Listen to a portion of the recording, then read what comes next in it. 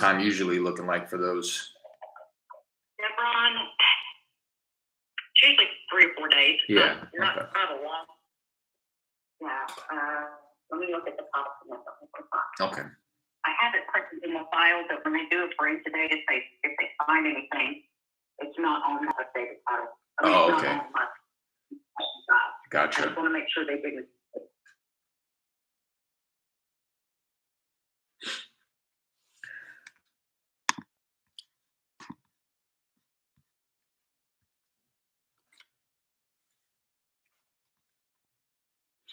No, that's all I need is the updated title.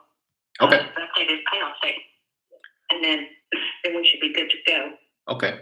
Sounds good. I was I going did, go I did on. request it on the 24th. Right. I did request it on the 24th. So we should have that in plenty of time before the end of the month, okay? Okay. Sounds good. I appreciate it. So as soon as we do it. Okay. Sounds good. All right, thanks. All right. Talk to you soon. Bye-bye. Bye. You're back.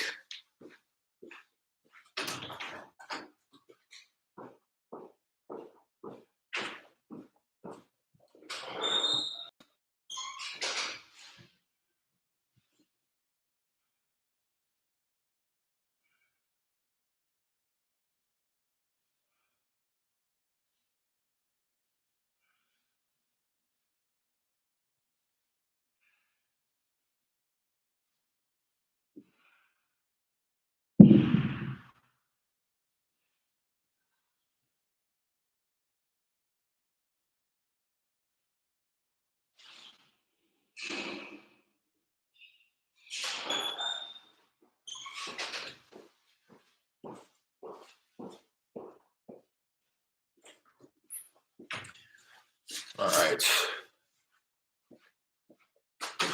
Let me call this buyer real quick, break him the news, and then I'll kind of give a little brief synopsis of what's going on here. Because I know if you're watching this, I don't think I've even really spoke on this on the live streams yet. So it's pretty interesting stuff. It's unfortunately resulting in us having to cancel the contract here, but it's all in the game. All in the game, as Omar Little would say. But it's not ever something that I want to get in the habit of doing. Obviously, I've already canceled a number of.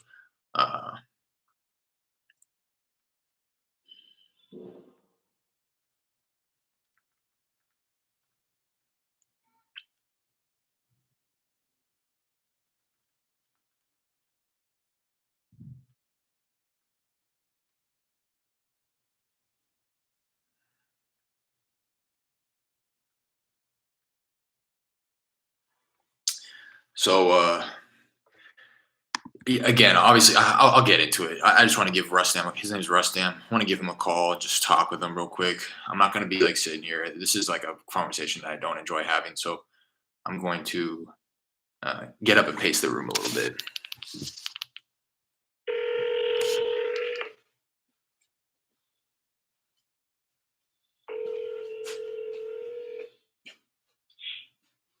Hey, Rustam. Hey, it's going well. How are you? Good, thank you. Good. Well, I guess it could be going better. I'm calling you with some kind of unfortunate news. Like I had. That's perfectly. Yeah. Man, that happens all the time. I mean, I guess I had that experience before. When you're kind of dealing with that kind of old, because I sold it like in 1980s or something that the property was transferred or so. Right.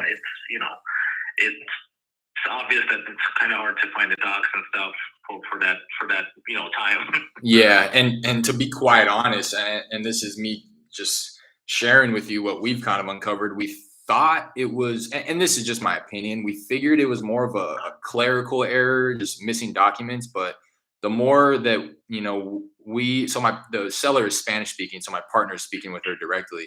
The more that she Yeah. and Citizen Title started kind of asking questions, the seller started to get a little suspicious. Yeah, uncomfortable and stuff. Yeah, Yeah. yeah. So Yeah. I just wanted to, call you, let you know personally. Like you said, it happens, but unfortunately, when it happens to you, I just don't want it to be indicative of how I do business. Yeah, man. Yeah, I mean, yeah, that's perfectly fine. It's no worries on that because like in those areas, I know that's the one of the troubles in there. Yeah, So yeah, so that's perfectly fine. I mean, it's not like a Bridgeland or some fancy community, brand new. yeah, yeah, So it exactly. happens all the time. That's no So worries. what? So do I need to get with the title, like on the refund and stuff? So I just spoke with Linda over there. I let her know that I was going to give you a call and that I was going to send her over a release of earnest money. Yep. I should be able to do that unilaterally. If she does need a signature from you on that, I'll get back with you. But yeah, like I said, wanted to connect with you and wanted to get that over to her immediately so that you can get your money back. Yeah, absolutely. Thank you so much.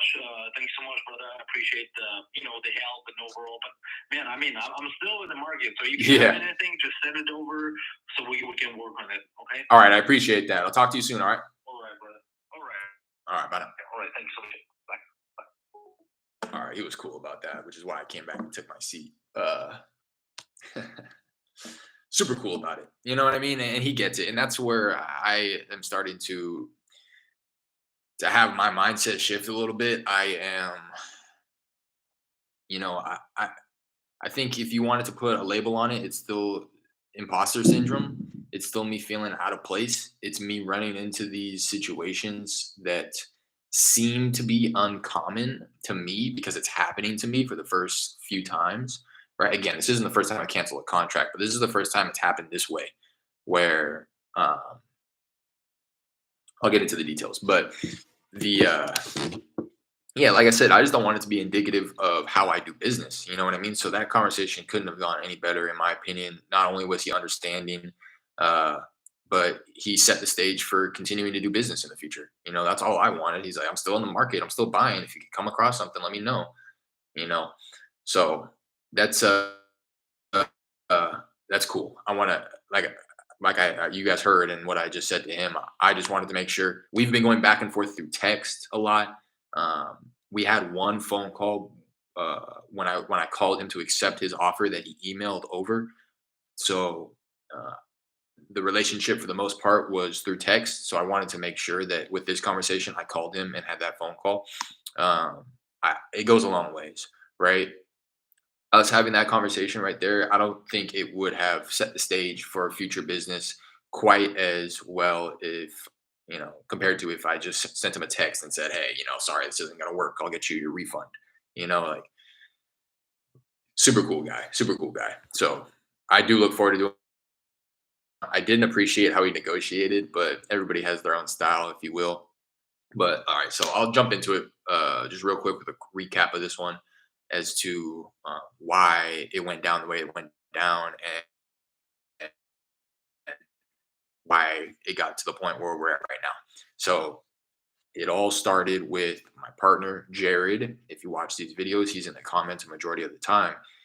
He has started to put out bandit signs. For those who aren't familiar with what a bandit sign is, it's the signs that you see all on the side of the roads that say, hammered or nailed to the. All right, here goes Jared, the owner here. Hello? Hello? Hey, what's up, Derek? It's Jared over here. Hey, Jared, how's it going? Oh, good, man. Hey, you talked to Linda yesterday with Alba and Raina and all them?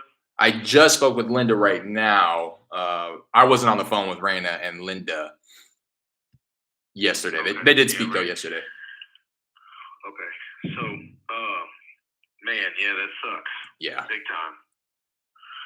So, I don't know if you talked to Raina or whatever. I don't know how Alba was sounding, but Linda was saying that Alba got defensive when we started talking about her friend Kathy and how she bought it. Exactly. Because we have a good deed from Kathy to Alba, and I'm like, well, why won't you give us the phone? Why can't we talk to Kathy? Yeah. And okay, so yeah, I don't know. Yeah, I guess I didn't realize that it wasn't talked about on the phone because when Raina had updated, well, I guess now that you mention it, so Raina apparently stayed on the phone with Alba after Linda had dismissed herself from the conference call yesterday, and I guess Uh-huh. Alba just started, I guess, confessing is the word that I would use, and started to break down that What happened? she had gotten this property not from a Catherine, which was what she had told us initially, but that a gentleman that she knows, named by the goes by the name of Jose, had signed on behalf of Catherine. And when I hear that, I said, no, he didn't sign on behalf. He forged her signature because she showed us the deed too from Catherine to her. So I don't know what it is. She's up to no good though, based on just my intuition now that she's saying these things and kind of spilling the beans, if you will.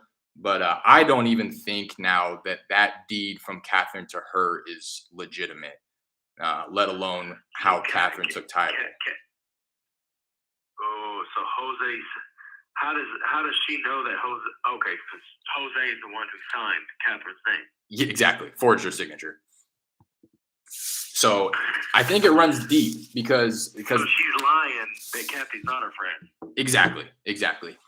And all of this only came out yesterday once we're asking legitimate questions, and then once we start doing things on the up and up, I think, just in summary, Alba's looking for a crash dummy to do her dirty work. She's looking to hand somebody a fake $100 bill to go get her real change. You know what I mean? um And its title is vested in Jerry Lee Hall.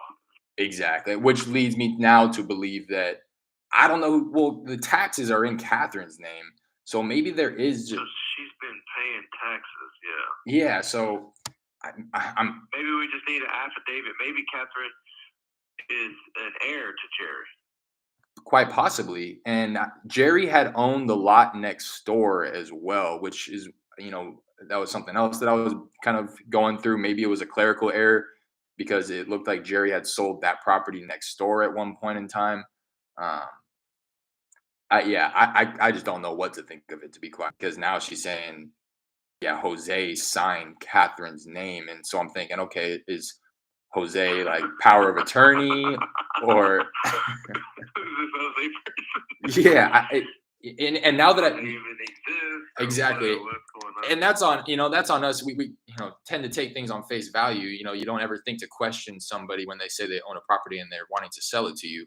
But now that I'm digging a little bit deeper, I'm pulling her up on batch leads, and Alba is listed as owner, but she also has 7 other linked properties to her name, all of which were purchased in the last 6 months for $20,000 or less. And they're all, well, not all of them, but a majority of them are in different people's names, all linked to the same mailing address, which is Alba's home address. So yeah, again, I don't know what to think of it. She has a different story every single time we get her on the phone, which just leads me to believe that whatever it is that she's doing, it's not on the up and up. And yeah, again, don't know really what to think of it. Catherine Pickens. Look at the way she signed, bro. Yeah, like a child, right? Yeah. Yeah. And now, and she says Jose, and I see Jose with that type of signature there. You know what I mean? Not to say anything, but you know what I mean. Like, that doesn't look like a woman's signature, rather.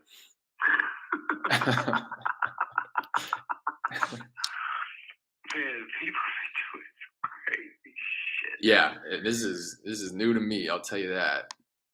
And and you know what else raised the red flag with me yesterday when Randon was kind of relaying me the information was she so she is claiming that this Jose gentleman scammed her and that she had paid him 10 grand.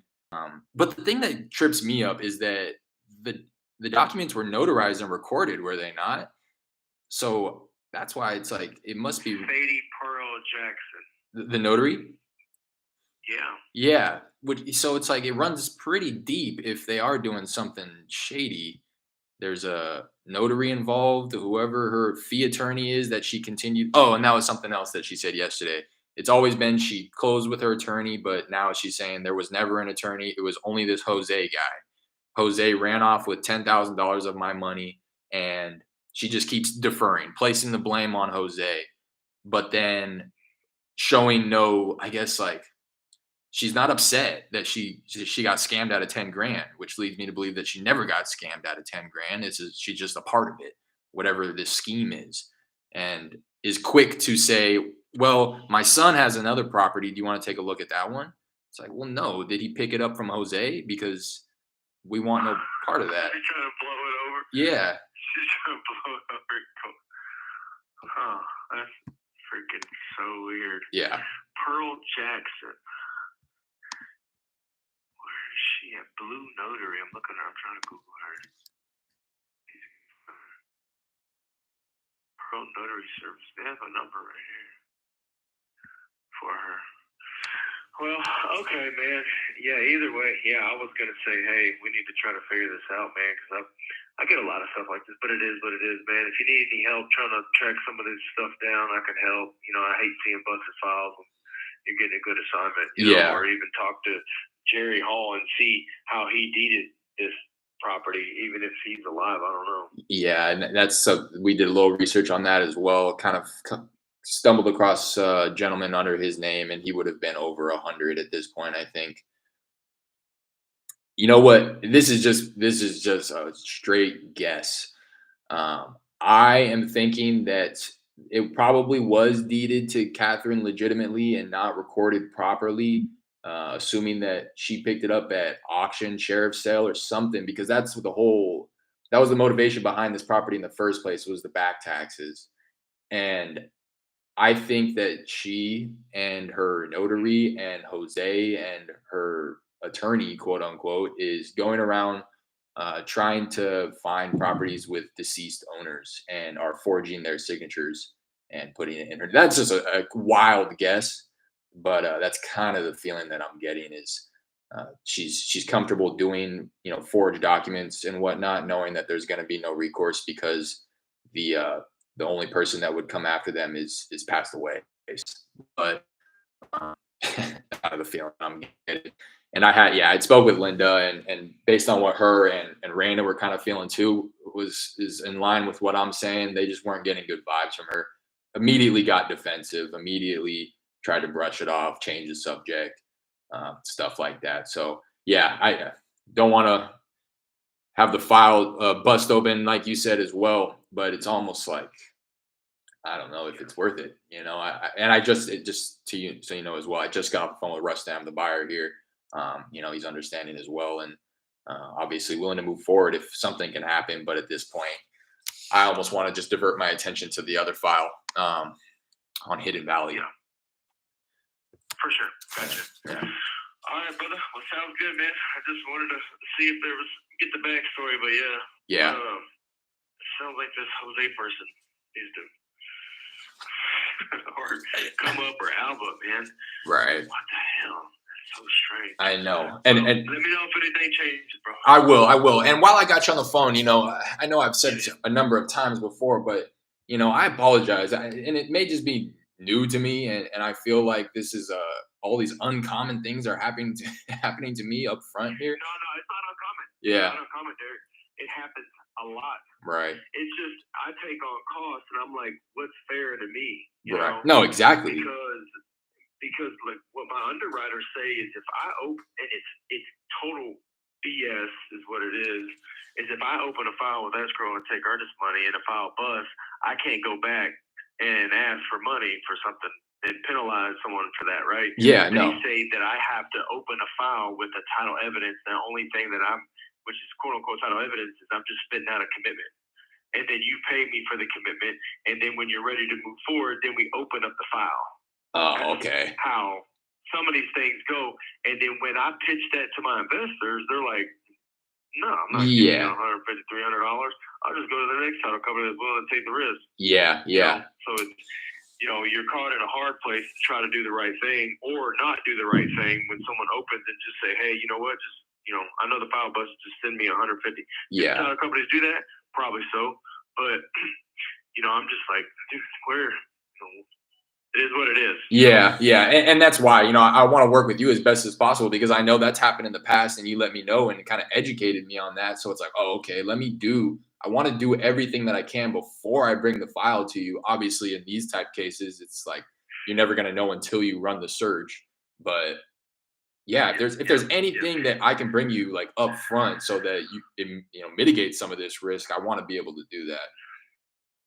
No, I feel you, man. The only thing to combat it easy without getting too complicated is just paying for it Yeah, and then going from there. And once you do get the title commitment and everything cleared, then opening it. Um, and, I guess scratch my back, I scratch your back type of right. thing would be, once you do get business, just, scratch my back the other way if I'm, taking all these costs on for busted files. Just make sure you send me the good ones too. Oh, absolutely, You know what I mean? absolutely. No, definitely. You guys are home court here, so definitely bringing the files your way. Appreciate it, Derek. Yeah. But we'll be in touch. All I'll right. just chalk this one up and then we'll move forward. Sounds good. Talk soon. All right, yeah. Bye. Yeah, he's pissed. Like, and I get it. So that was that was Jared, owner of the title company over there. Yeah. So I don't know where I was. I was kind of recapping. I wasn't expecting him to give me a call. Well, I guess I kind of was, to be honest. Um, he steps in when he's the owner. He gets final say. So I talked with Linda. Linda probably relayed the information to him and was like, hey, we're gonna close this file out. The file's busted. And then he's like, what? Let me call Derek. And he calls me and he's like, what's going on? And then I just explain to him again what happened. And then he's like, oh, all right. You can hear it. Him not having the not being in the weeds of the deal from the beginning. His mindset is kind of where we were 3 days ago, of like trying to wrap our heads around what happened. But again, us or since I just talked with him, he is ahead of this thought process that he's having of like, maybe we can get a hold of this person, maybe we can get a hold of this person, maybe we can call this. It's like we can do whatever, but at the end of the day, she's up to no good. The seller's up to no good. So I wouldn't even want to bring that type of business to his company, to be honest. I wanted to kind of say something like that, but I also don't want to speak for him. I don't want to make those decisions on his behalf. Like, oh no, this file isn't going to be good for them. Like let's bring it to another title company. Like he said, as long as you bring me the files, man. I was like, yeah, bro, you're getting all of them. Trust me. So I appreciate that because one time, and so this is kind of the progression of how me and him have done business. First file I ever brought to him closed. I don't even think he remembers that. That was 2 years ago. The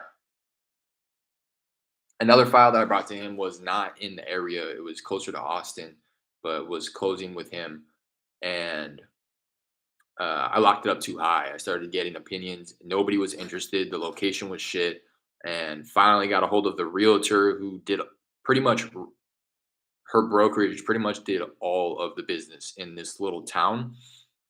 The town is Smithsville. It runs just probably like a couple miles in each direction. And it was very evident when I was doing, running comps, doing research, that this brokerage dominated this market. And I finally got a hold of, I think, the broker. And she finally let me know, like, yeah, I'm very familiar with this property. Multiple people have tried marketing this property to me. Where do you have the price at? I let her know, and she said it's too high. We're going to need it at this price, which wasn't too far off, but the seller was steadfast on this number. Tried to renegotiate him down 10 grand. He wasn't going for it. So I said, all right, we're just going to have to cancel it. And then I bring it to my guy over at Citizen, over at the title company. And He was pissed because I had already opened escrow with him. He had gotten the title commitment, run title search, did everything, yada yada. He spent money in order to get the file to the point where it was. And then now here I am saying, hey, we're gonna have to cancel that. And then he let me know, hey, just so you know, like this shit's not free. Like it costs me a couple $100 every time I need to get a title commitment, and I'm like, oh damn, like that's my fault. I didn't even know. Right. So what can I do? Just make sure that you at least have a buyer, which is something that I think I have to earn it. You know what I mean? I can't just be bringing him busted files and having the first 5 out of the 7 bust. Especially if he's fronting money on these files. So I get where he's coming from, which is why I was glad that I got him on the phone. It's very rare that I get him on the phone. It's a sophisticated one. I don't ever try to call him. He'll shoot me texts. It's very clear to me that he deals with the high level decisions over there. So when things get to a certain point, he'll shoot me a text. He'll give me a call, you know. But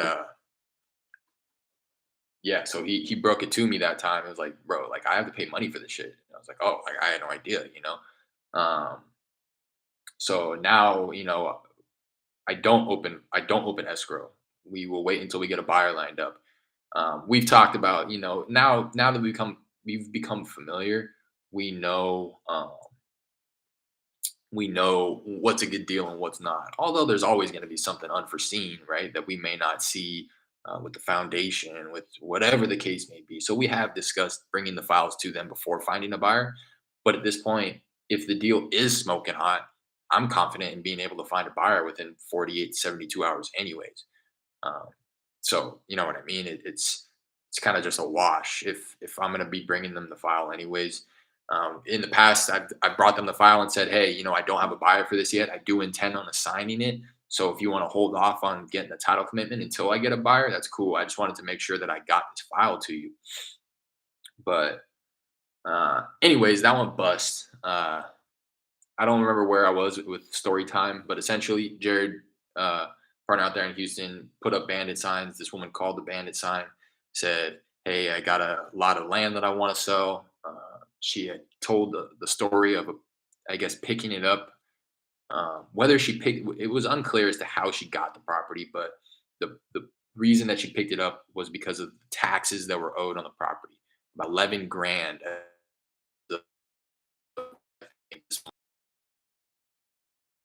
She picked it up from this woman and promised to pay the taxes. She essentially got a quit claim, which is different from a warranty deed in that quit claims are just like you can sign it on a napkin, and record it with the county, and now you own the property and everything that comes with it, the taxes. Well, taxes are technically still in Catherine's name, but essentially a warranty deed would convey 100% ownership. What you're saying is, yes, I own this property and I have the rights to sell it to you. Um, anyways, the property, as we all saw, is in this woman's name. A deed was recorded between her and the woman who sold it to her.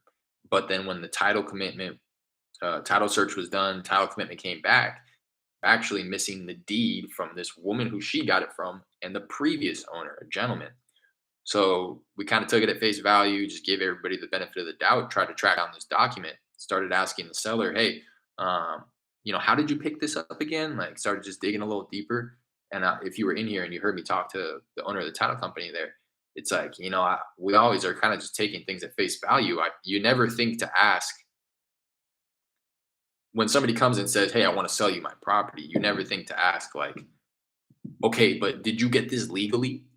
How did, like, who is this person you got it from? How did they get it?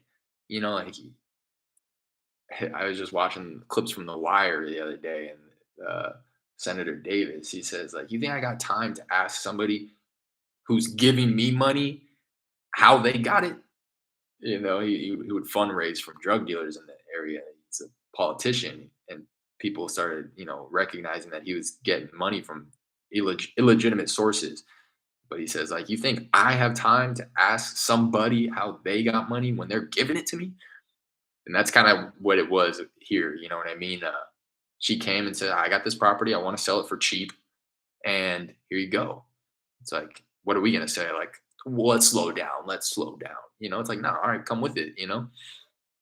But yeah, and then we started asking questions, trying to figure out the details that were missing, trying to, essentially there was a break in the chain of title, meaning that they can see that the property went from the previous owner to our seller, but there was no deed that was located that gave ownership from the previous seller to the previous seller, if that makes sense. And then we start asking questions, and she starts talking about, well, there was no woman actually. Some other guy named Jose signed for her, and then I said this, I think, on the phone, but like, no, she didn't sign for him. He forged her signature. You know, if he had power of attorney, there should be documentation. The way that he signed, it should have been very clear that, like, you know, on behalf of, care of, power of attorney of this woman, but none of that was there. She started getting very overly defensive and suspicious when were asking questions that needed to be answered in order to push the file forward. And she wasn't going for it. And she was very quick to be like, you know what, never mind, let's just cancel it. It's like, okay. So we're not going to think too much more about it. Gonna walk away from that one. You heard the owner of the title company. He's wow, that's a lot. Yeah, yeah. It's a lot going on. And you heard him, he said, you know, you just hate to see files bust, uh especially when the assignment fee is there. He was a wholesaler in the past as well. He's currently an investor himself, and he sees the money to be made. It was a $16,000 assignment fee that would have been split between me and the partner here. We were each taking down 8K. It would have been a 24, 25-day contract to close. It was happening with the quickness. Got it under contract, found a buyer in under a week. He got his earnest money in a couple of days. We were good to go. We just needed to clear title in order to close out by next week. And then all this stuff started popping up and happening. So just gonna chalk it up as a lesson, and don't really know what the lesson is, to be honest. That's kind of what I was saying with the owner. This is actually a specific case of where a title search is beneficial, and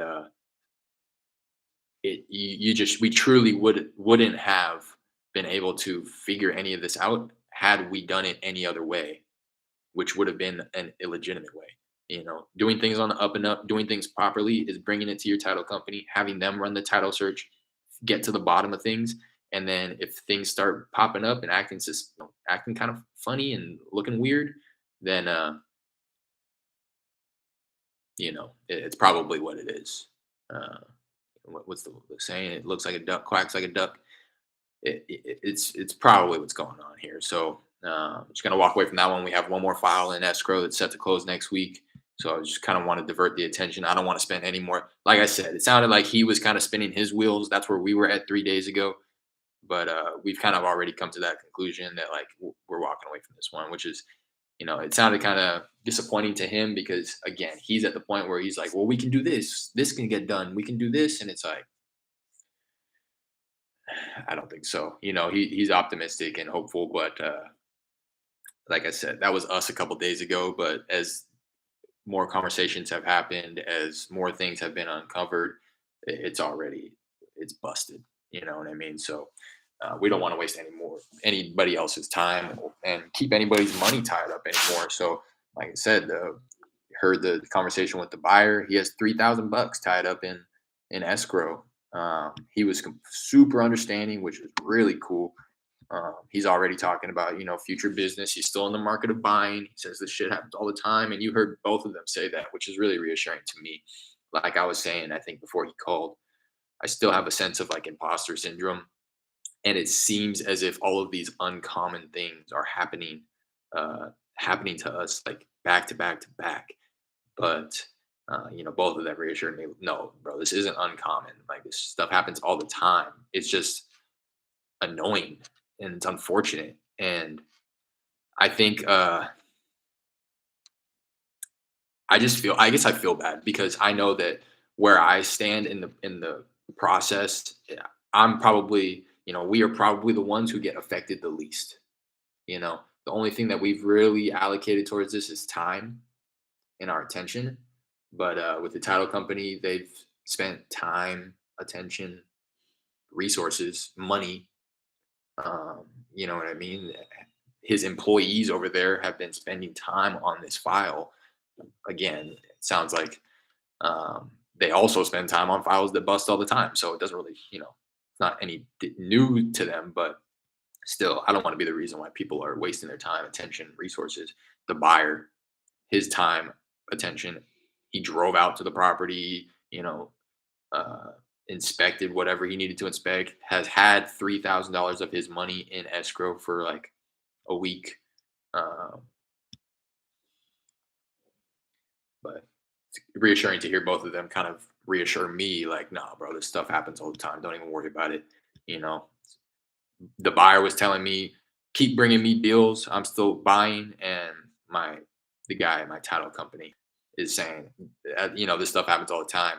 As long as you keep bringing me the good files, I'm okay with pretty much like eating the cost. And he would say too, and that's what I wanted to mention to him. I've seen other title companies charge for title commitment, like preliminary title searches, like kind of like a la carte style, where they will charge you like 150 bucks for a title search.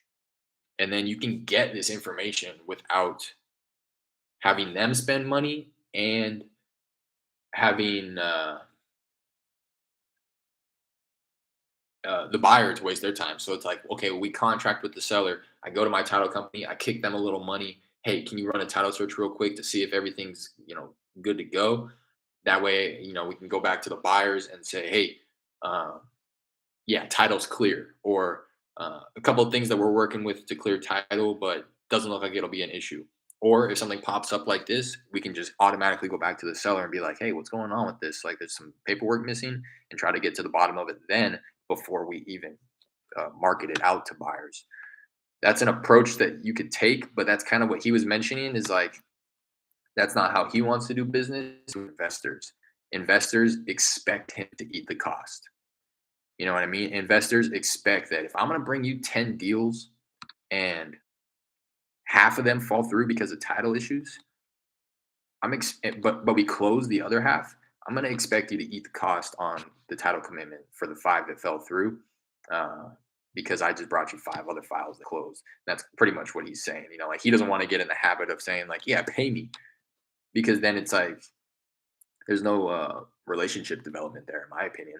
Then it's just like way overly transactional, and it's like I'm paying him, and then he's benefiting, and then I'm benefiting. It's like he wouldn't be able to just call me on the phone and have a conversation like a human, like he just did, if it was overly transactional and stuff like that. So again, really reassuring to hear him say that. He pretty much just gave me the green light, like don't worry about it.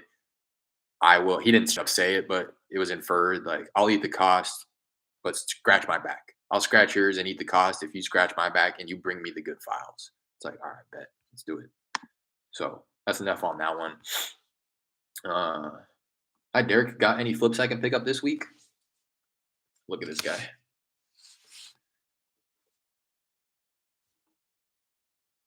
You think he wants some flips?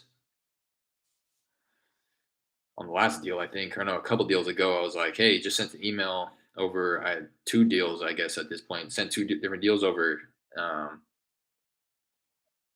Send me info. Just sent over, and then I finally figured out he's a wholesaler, which it wasn't a surprise to me because he's clearly put me on some like texting drip campaign. But he always at one point had like straight up said, I think he's buying the properties, but once I started asking questions because he was showing interest in one of the more recent deals.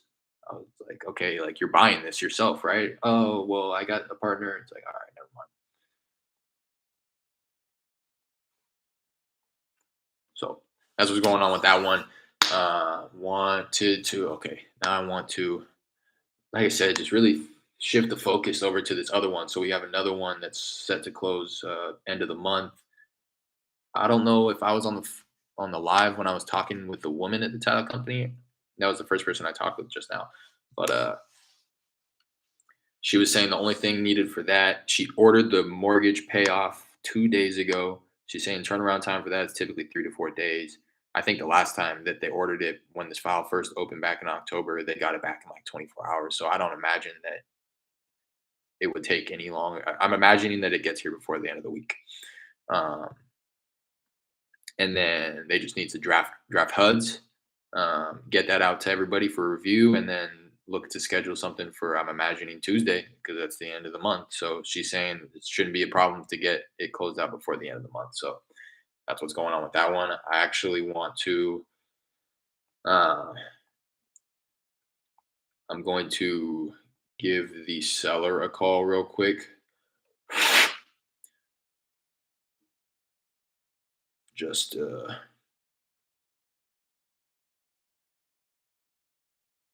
oops.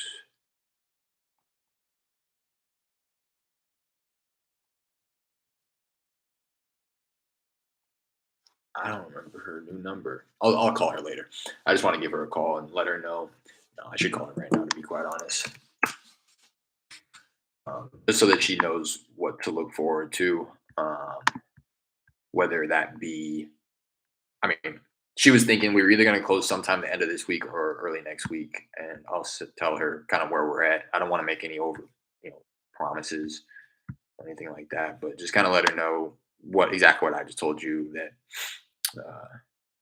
we had ordered the mortgage payoff from Chevron, and that's going to tell us exactly how much is owed there. And then once we get that, we just are going to start coordinating, um, essentially coordinating with everybody to figure out the best time and day that works. Still hoping to get it done before the end of the month. So the end of the month would be Tuesday. So the seller had just changed phone numbers a while ago. She had a temporary number, a new number that she said was going to be good in 5 days. Um, and she did call me from that number.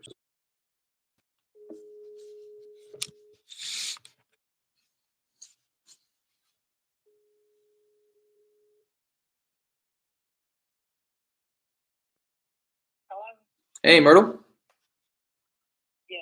Hey, how's it going? This is Derek calling you about your place on Hidden Valley. How are you doing? Okay, fine. Good. Good. I just wanted to call and update you kind of where we're at with things. I just spoke with the title company escrow processor, and she's said that she had ordered the mortgage payoff from Chevron there. She sent in the order on the 24th, which would have been on Tuesday. And essentially, what that's going to tell us is exactly how much is owed to them. And she's saying that the turnaround time for that is typically,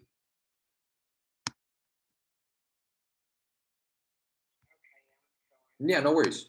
Um, she was, yeah, so she ordered that on Tuesday, and she says the turnaround time for that is typically like 3 to 4 days. So we're hoping to get that before the end of the week, and then that should be one of the final things that we need. So then after we get that, we should be looking to just reaching out to everybody and coordinating the best day and time for them to kind of sign the closing documents. She's saying that it shouldn't be an issue to get it closed out before the end of the month, which would be next Tuesday is the 31st. So just wanted to kind of put that on your radar. It's not set in stone yet, but that's what we're hoping for is next Tuesday to get everything finalized. Had your, I just pulled out your number, going to call, Oh, okay. Well, I'm glad I called. because I hadn't heard from the title company. Yeah, yeah. That is my question. But, as far as taxes, they,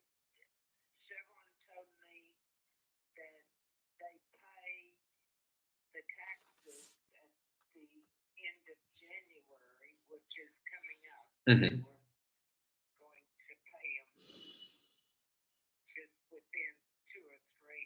Hmm. Yeah, and and you know what, that statement that we're getting from them, it should shed some light on that as well. It should break everything down, and then what it will tell us is, they'll essentially say, uh, this much money is owed to us, and this is how much money will be owed to us, and they'll give us a good through date. So they'll give us like a month before they start tacking on any additional, money or fees or anything like that. So, uh, yeah, that letter should shed some light, and then it should be pretty much set in stone as to how much they're getting when we do close.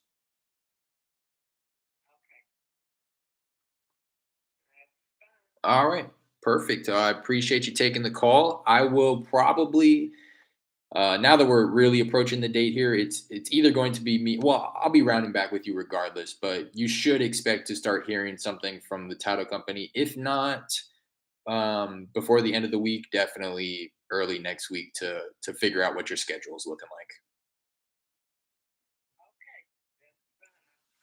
All right, perfect. I will be talking to you soon. Okay. All right. Bye now. All right. That's cool. Glad I called her. Don't know if you caught it through the speaker, but she said that she had just had my number pulled up because she hadn't heard anything in a couple days. So that's always reassuring too. Is to he's got to be proactive about these things. Same reason why I wanted to get on the phone with my buyer to break him the news. I'm done hiding behind text or hiding behind, like, I don't know, other people. Just like really want to embrace the fact that this is like something that I'm doing for myself. So it's I gotta deal with everything accordingly. Can't be, like I said, sending my buyer a text saying, "Hey, deal fell through. Sorry. Hit you on the next one." It's like, no, bro. You got to get on the phone with them and have that conversation. Like I said, had I texted him and said like, "Hey, man," had I texted him and said like, "Hey, fell through, bro. Like, sorry, I'll get you your money back," he would have just been like, "Okay." It wouldn't have set the stage for future business. Um, so called her.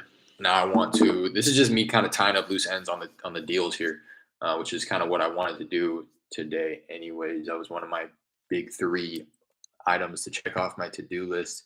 Um, so we had the one that fell through. Talk to title. Talk to the buyer. Talk to the owner of title, and we talked to the seller yesterday. She's pretty much privy to what's going on and how we're not going to move forward. Um, and then on this one that is also set to close next week, talk to title, talk to the seller, and now I'm gonna shoot a message over to the buyer just to make sure that she's on the same page with everything that's going on. Make sure that I don't want, if anybody, I don't want her to be the last one to get contacted and be like, "Oh, what? We're closing next week?" Like, I mean, although she's already under that assumption, I just want to make sure that I tell her what's going on. Hey, title company saying this, saying that it shouldn't be an issue to. I'll just I'll just talk out loud as I'm typing. Just got off the phone with Citizen uh, and the seller. Just got off the phone with Citizen and the seller. Citizen just ordered. Well, not just ordered. Citizen ordered the mortgage payoff a few days ago, which sounds like should be the last thing needed before they draft HUDs. Citizen ordered the mortgage payoff a few days ago, which sounds like, let's say sounds like the last thing needed before they draft HUDs. Uh,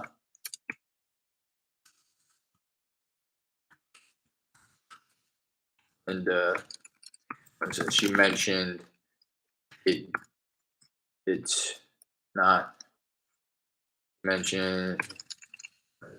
She said that it shouldn't be an issue to close before end of month. In parentheses, Tuesday 1/31. Also, just spoke with the seller who is also just spoke with the seller who is, I don't know, I just want to reassure her that she's ready to go as well. Also just spoke with the seller who is um,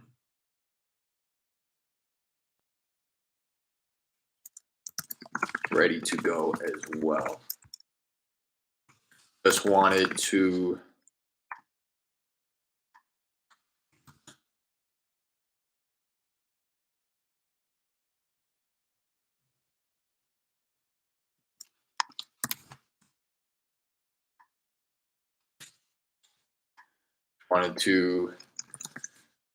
uh, update you and confirm that you and your lender um,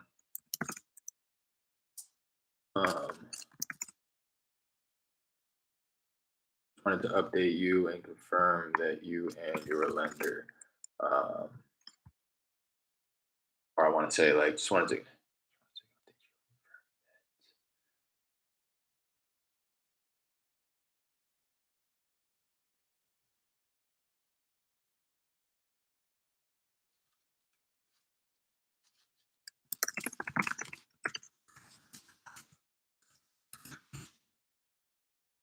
say, hey, just got off the phone with the citizen and the seller. Citizen ordered the mortgage payoff a few days ago, which sounds like the last thing needed before they draft HUDs. She said that it shouldn't be an issue to close before end of month. Just spoke with the seller who is also ready to go. So, uh,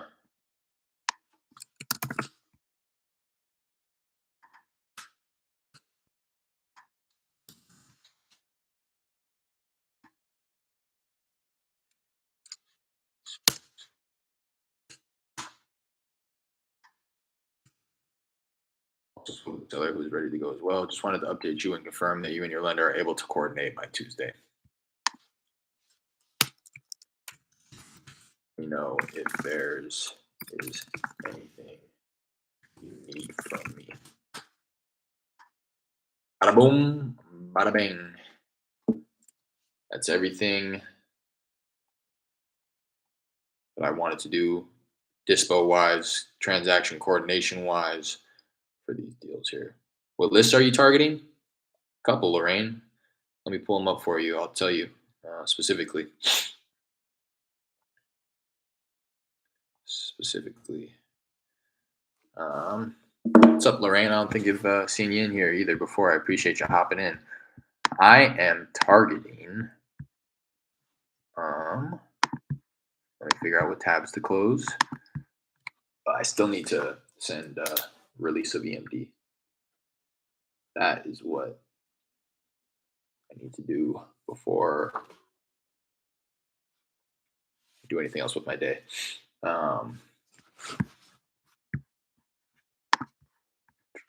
What Jared ended up saying, I couldn't listen, so I was doing something.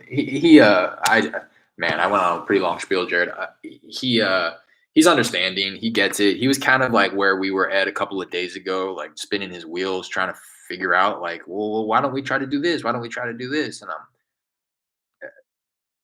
I just know it's not gonna get done. You know what I mean? So I kind of had to break him the news, like, nah, bro, like it's shady business going on. You know, like.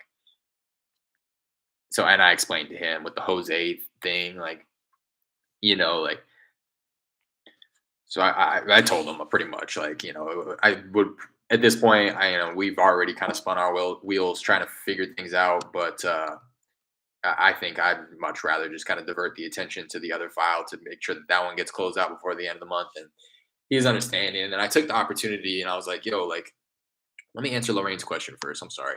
I always do that. I'm always trying to multitask. Lorraine, in our dialer, we have, I'll tell you the different campaigns.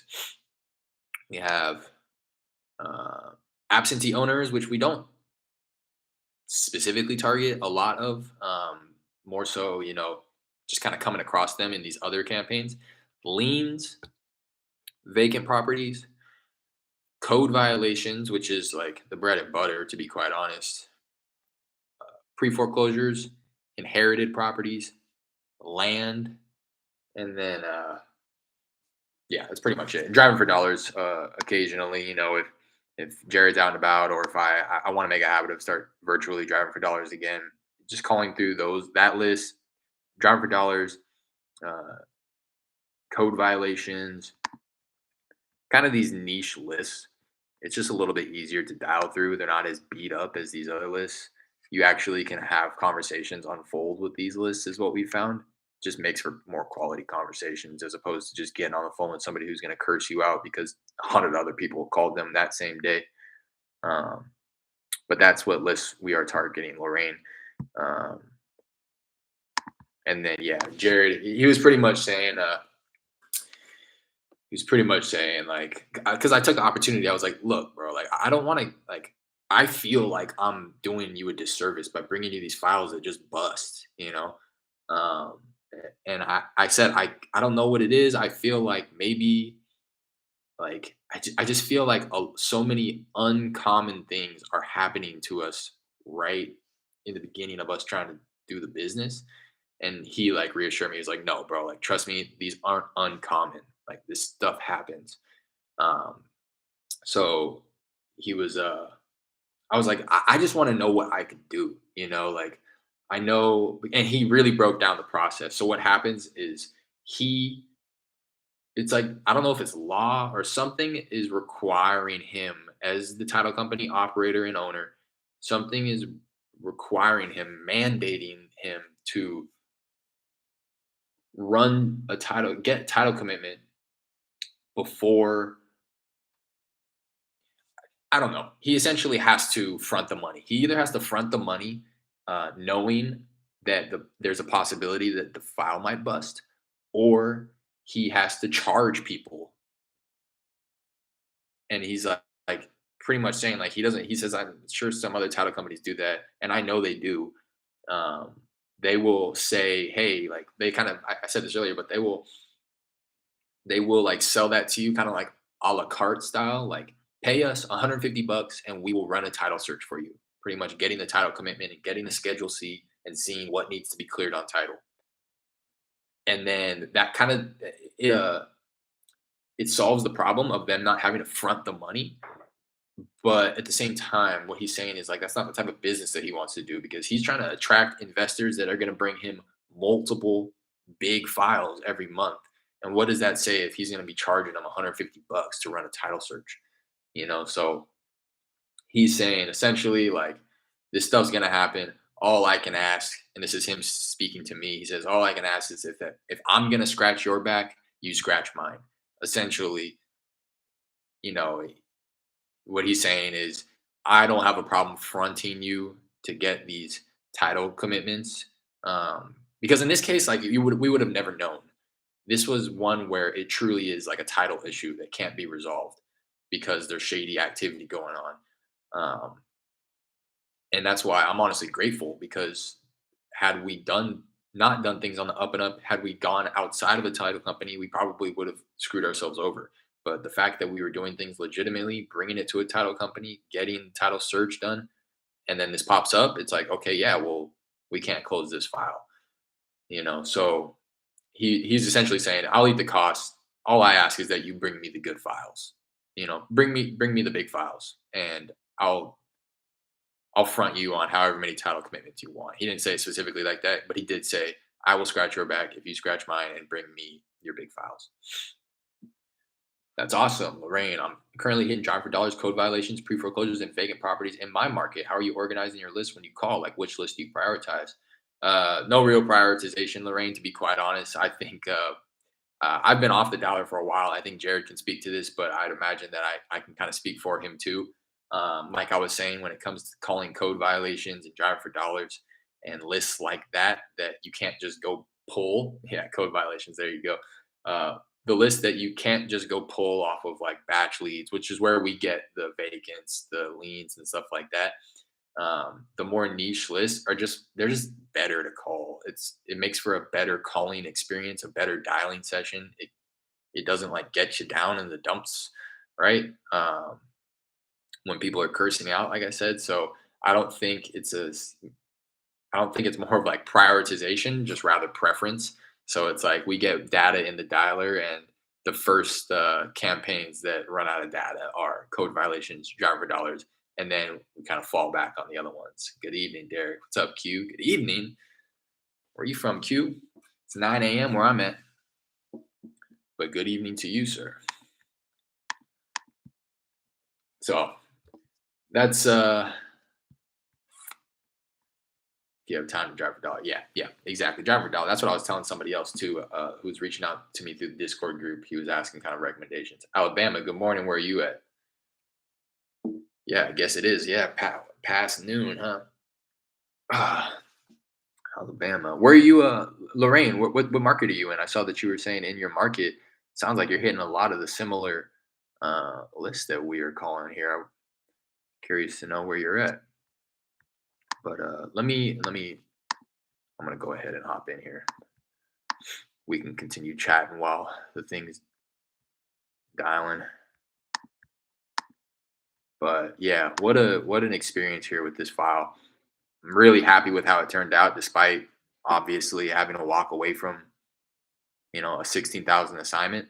Um, but for some reason, I'm much more okay with walking away from it than trying to force it because something shady's going on. I'm allowing my antenna to do its thing and my intuition to kind of guide me, and it's telling me not to get anywhere close to this woman because she's up to no good. She's essentially stealing properties. That's what I'm gathering here. Idaho, specifically Treasure Valley, as well as Spokane. Interesting. Spokane, I considered hopping into Spokane when I first jumped into this. Spokane,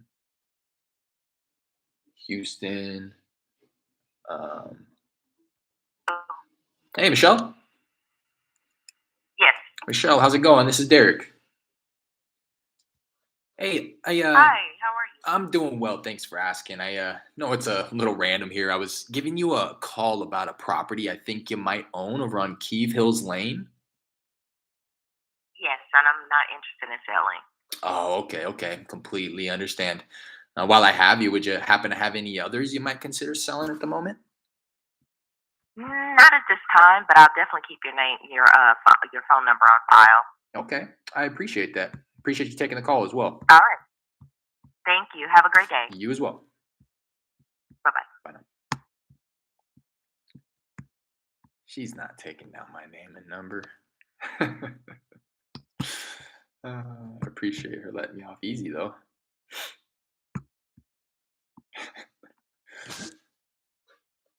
Oh, and also while I'm doing this, I need to draft up this release of earnest money, get this buyer his money back.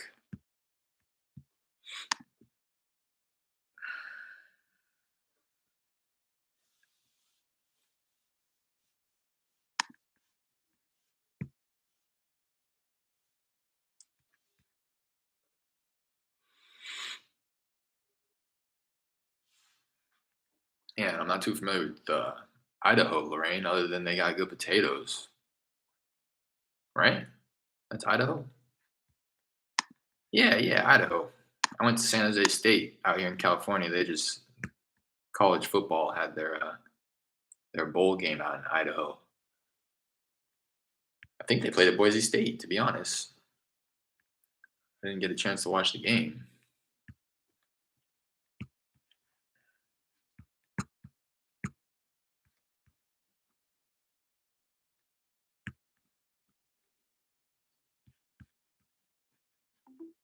The mailbox is. Oh.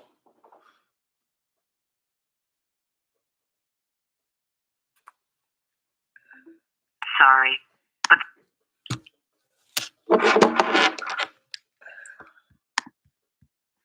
Yes, everyone knows Idaho is a potato state. Yeah. I'm sure it has a lot of other stuff going for it, but I hear Idaho, I think potatoes.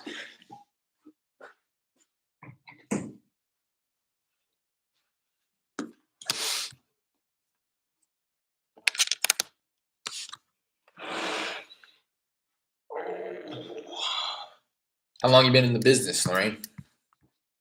Beautiful. Your average price of home is about 330. Yeah, man. I don't even bother looking at what like the median sales price is out here.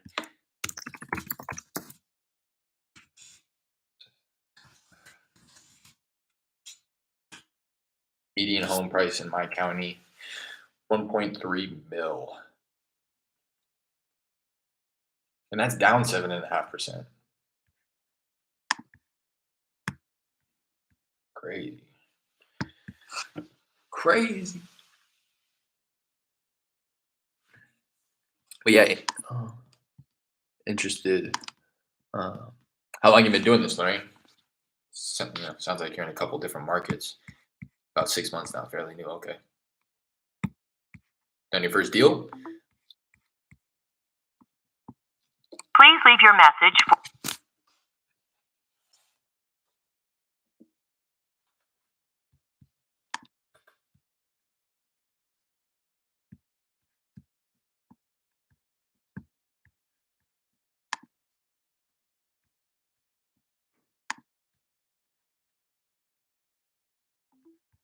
The mailbox is full and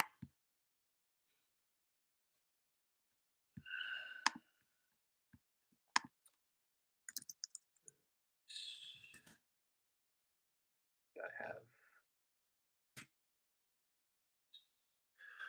VMD, release of earnest money.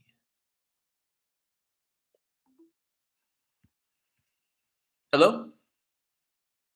hello. Hey, Mary. Yes, Hi, how's it going? This is Derek. Derek. Yeah, no, it's a little random. I was giving you a call about a property I think you own on Woodvine Drive. Okay. Yeah, I just wanted to connect with you and I wanted to see if you may be open to receiving an offer on that property there. Sure. Okay, did I catch you at a good time? I'd love to learn a little bit about it.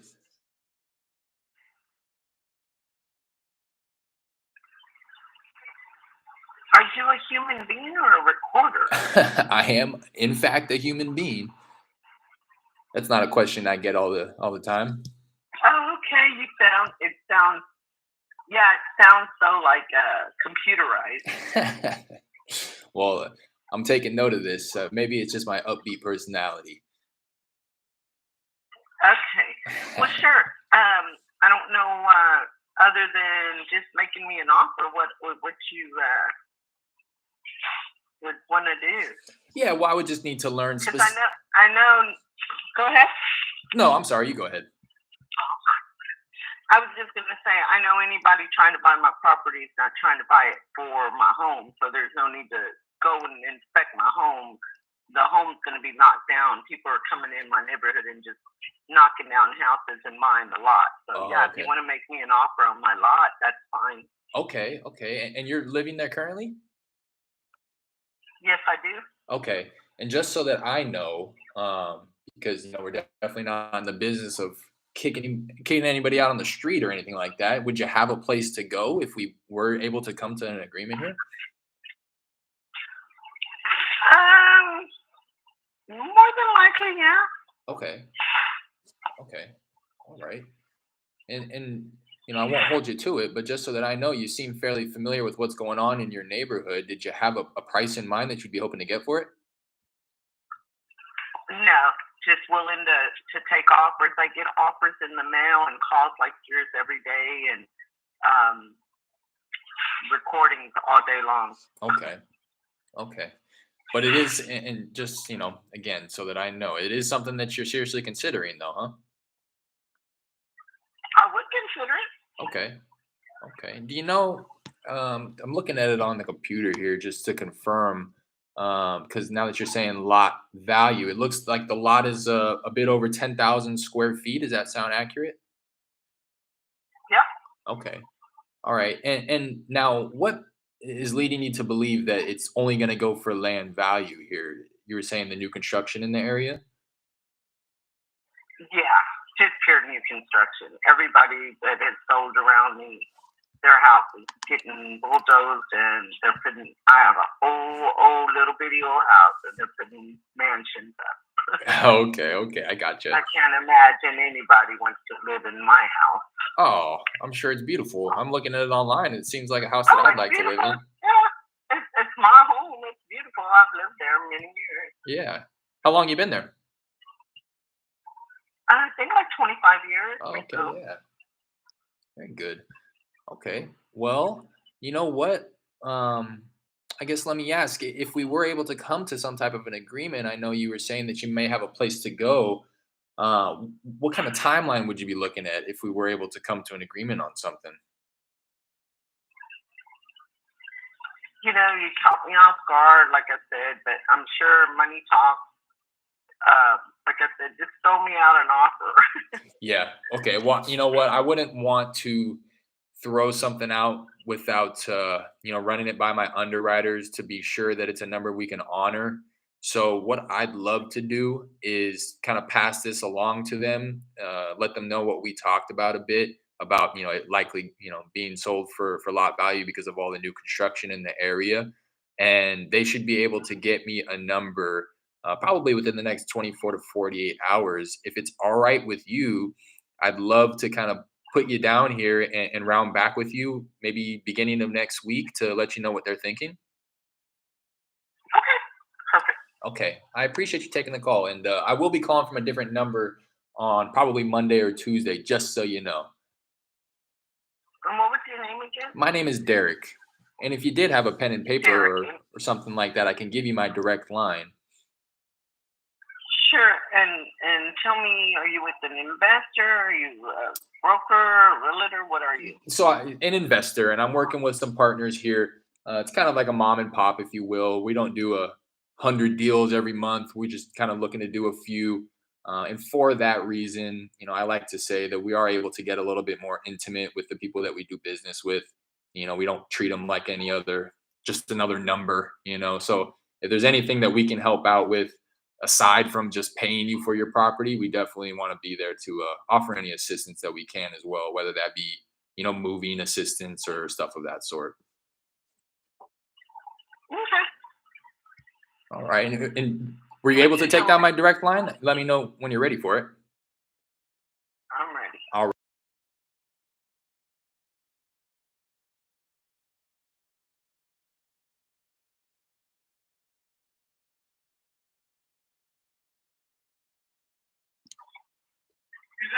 Yes, sir. Okay, sir. I gotta go. Okay. Okay, thank Okay. you. I'll be talking to you next week. Yes, I'm coming, sir. That was weird. All right. That was weird. It threw me off. I wanted to continue. I wanted to almost pre-qualify her about her property because it doesn't look like that bad of a property, but sounds like she knows the area better than me. She's saying new construction, lot value, which kind of um, works in our favor, I would think, as long as she's reasonable and isn't thinking. That's the thing is people they see these mansions going up all around them, and then they think that they can get what that mansion's going for. Like the other guy the other day, I was like, yeah, it looks like new homes are probably selling around 400 grand, and he wanted 400 grand for his lot. It's like, no, no, no, it doesn't work like that. You know. Um, yes, everyone knows Idaho. It's about beautiful here. About 6 months now. Yes, sir. First deal was in Spokane, Washington. Let's go, Lorraine. That's what I'm talking about. You're great at talking to people. Definitely teach me a few things. Hey, I appreciate that, Lorraine. That's not something that I honestly pride myself on. Um, but as time goes on, I can definitely feel my comfort level shifting. Um, and then if I reflect, honestly, I worked at a job where I was on the phone all day for 4 years. So I know that that has something to do with it too. And I was having much more uncomfortable conversations at my old job. I was having conversations that nobody wanted to have. It was insurance. I was adjusting claims. So I was always the bearer of bad news or paying somebody an amount of money that they felt wasn't justified. And they always wanted more. So I think it definitely did kind of set me up for for this business, to be quite honest. And then, like I said, I definitely, in hindsight, thinking back, reflecting, attribute a lot of my phone skills to my old job, a lot of my business skills to my old job. Thinking back, they were running a tight ship over there. I didn't like it as the employee, but it makes sense to me now, and I can't knock them. 1 second, be right back.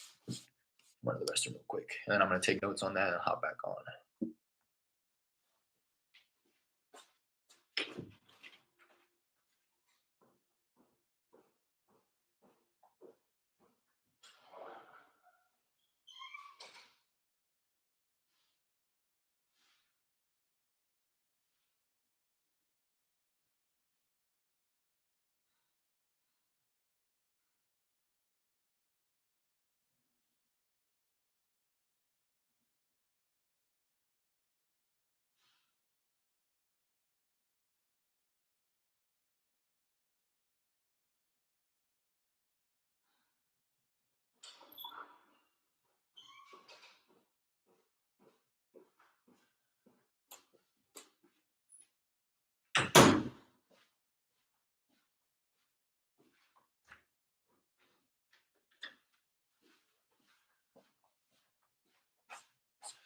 So, in summary, is that the hottest lead?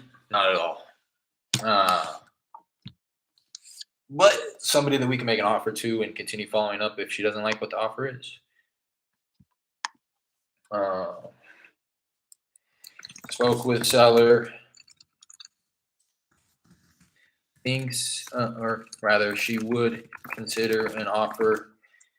Didn't feel like giving info on the house was necessary because she thinks the value is in the land due to all of the new construction going on. I don't even know what I asked her. I tried to pre-qualify her a bit. It does seem like a bigger lot. Seems like a bigger lot.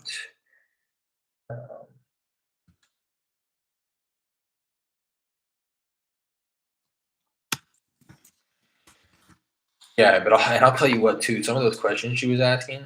Appreciate these videos. I learn a lot each time. Appreciate that sophisticated one. You're definitely one of my main supporters here, so I appreciate that. Honestly, all these comments, all the support, it means a lot. To be quite honest, I know sometimes I go on little rants showing my appreciation, but just know that it's not lost on me. She took down my name. Oh, I was gonna say some of those questions that she was asking, I would have freaked out about when I first started this. Who are you with? Are you an investor? Are you a broker? What's the, you know what I mean? Like, I don't know. Took down my name, number, agreed to take my call. She didn't take down my number either. I can almost guarantee that. But she took down my name, number, agreed to take my call. I was going to ask her to repeat it back to me, but it sounded like she was in the middle of something getting called. Like she was in some type of lobby or something. Agreed to take my call early next week after my underwriters had a chance to review. And that's how I frame it in order to buy myself time to do exactly what I said. I don't want to throw out a number that I'm not going to be able to honor. I can throw out a number, but probably won't like it because I'm having to be so overly conservative because I'm the phone guy. I'm not the numbers guy. I'm just the messenger. So I may lose my job throwing out a number that we can't honor. You know what I mean?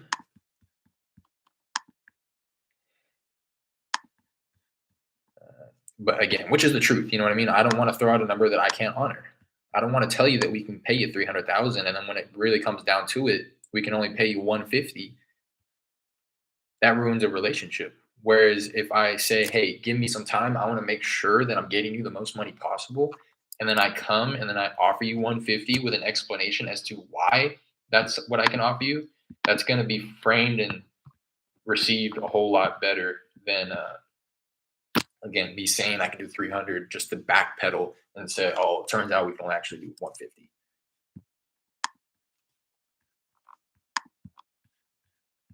And again, I was saying this the other day. I've kind of embracing the role of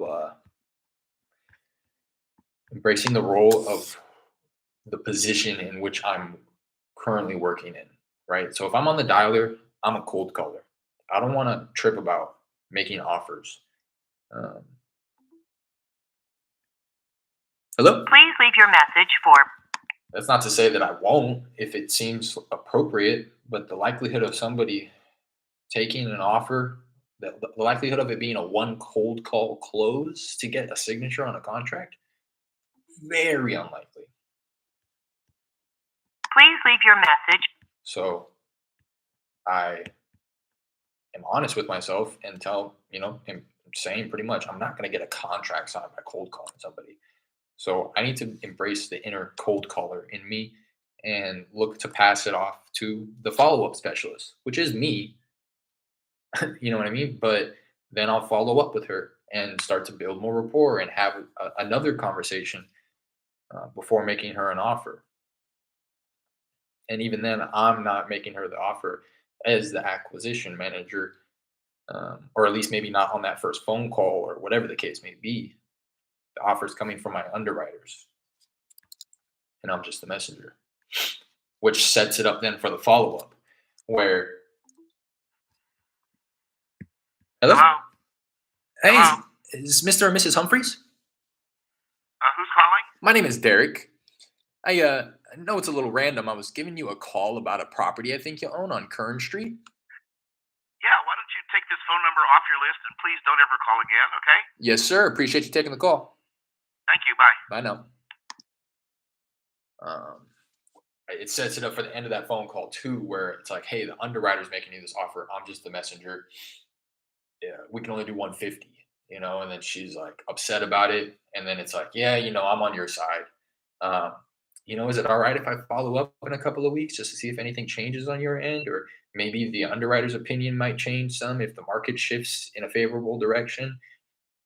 You know, again, it kind of sets it up for future business. Whereas if I'm the one saying, I think that I can only offer you 150, she's like, forget it. Don't call me again. Person you are trying to reach has a voice. Whereas if I'm like, my underwriters are saying 150, I'm sorry about that. They have to be conservative, and then her response will likely be something like, yeah, I get it. And then it allows me to follow up every 2 weeks for her to get other similar offers from other investors or wholesalers or Queen Writing Mix. hi, I'm sorry, I dialed the wrong number here. Okay. Or for her to go under contract with another wholesaler just to fall through because they promised her a number that wasn't going to make sense. So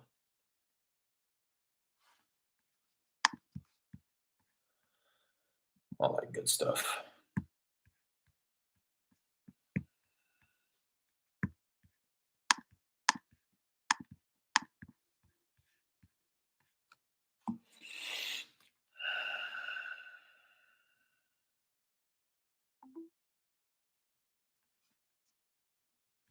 Hello?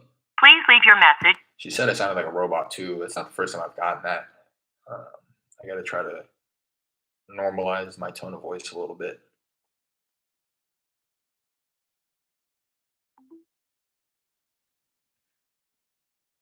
Please leave your message. To transfer, please leave a message.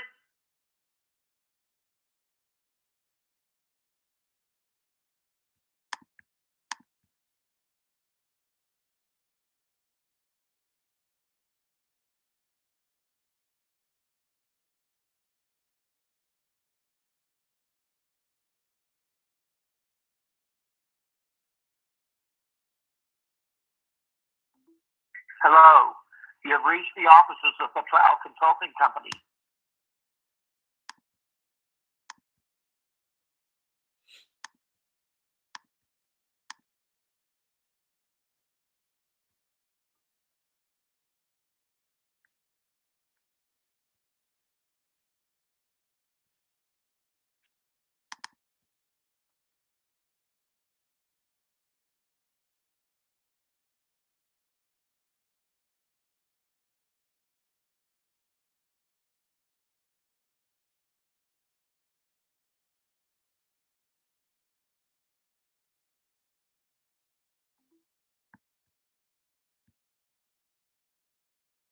Hello?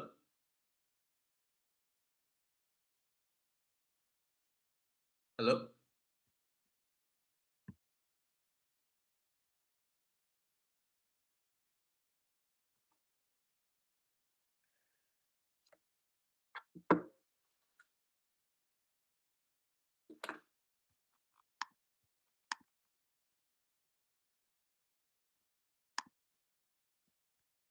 Mr. Sanchez just subscribed.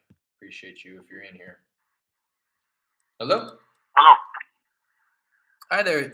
Is this Mr. Qn? Speak Spanish. Spanish? No, no. I'm sorry. My name is Derek. I was looking for the owner of a property on Ashlock Drive. Do I have the right number here? Speak Spanish. Me llamo Derek. ¿Quieres vender tu casa en el calle de Ashlock? Huh? ¿Quieres vender tu casa en el calle de Ashlock? No. No. Tengo Okay. casa. Okay, gracias.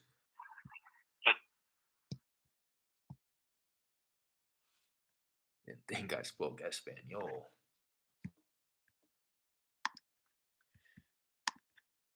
He said, speak Spanish to me. Speak Spanish. I said, okay. All right. If that's what you want, man. We can talk in Spanish.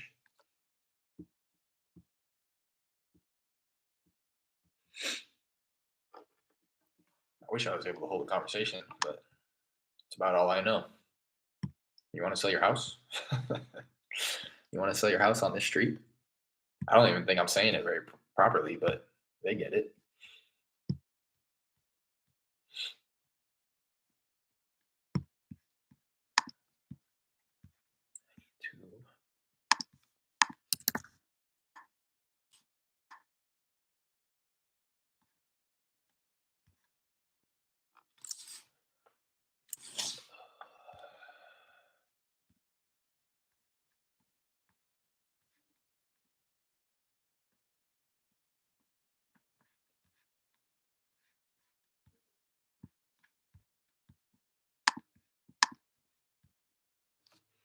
Hey, that was good. Haha, I speak Spanish, but I still struggle with these conversations sometimes. Do you know a lot of Spanish?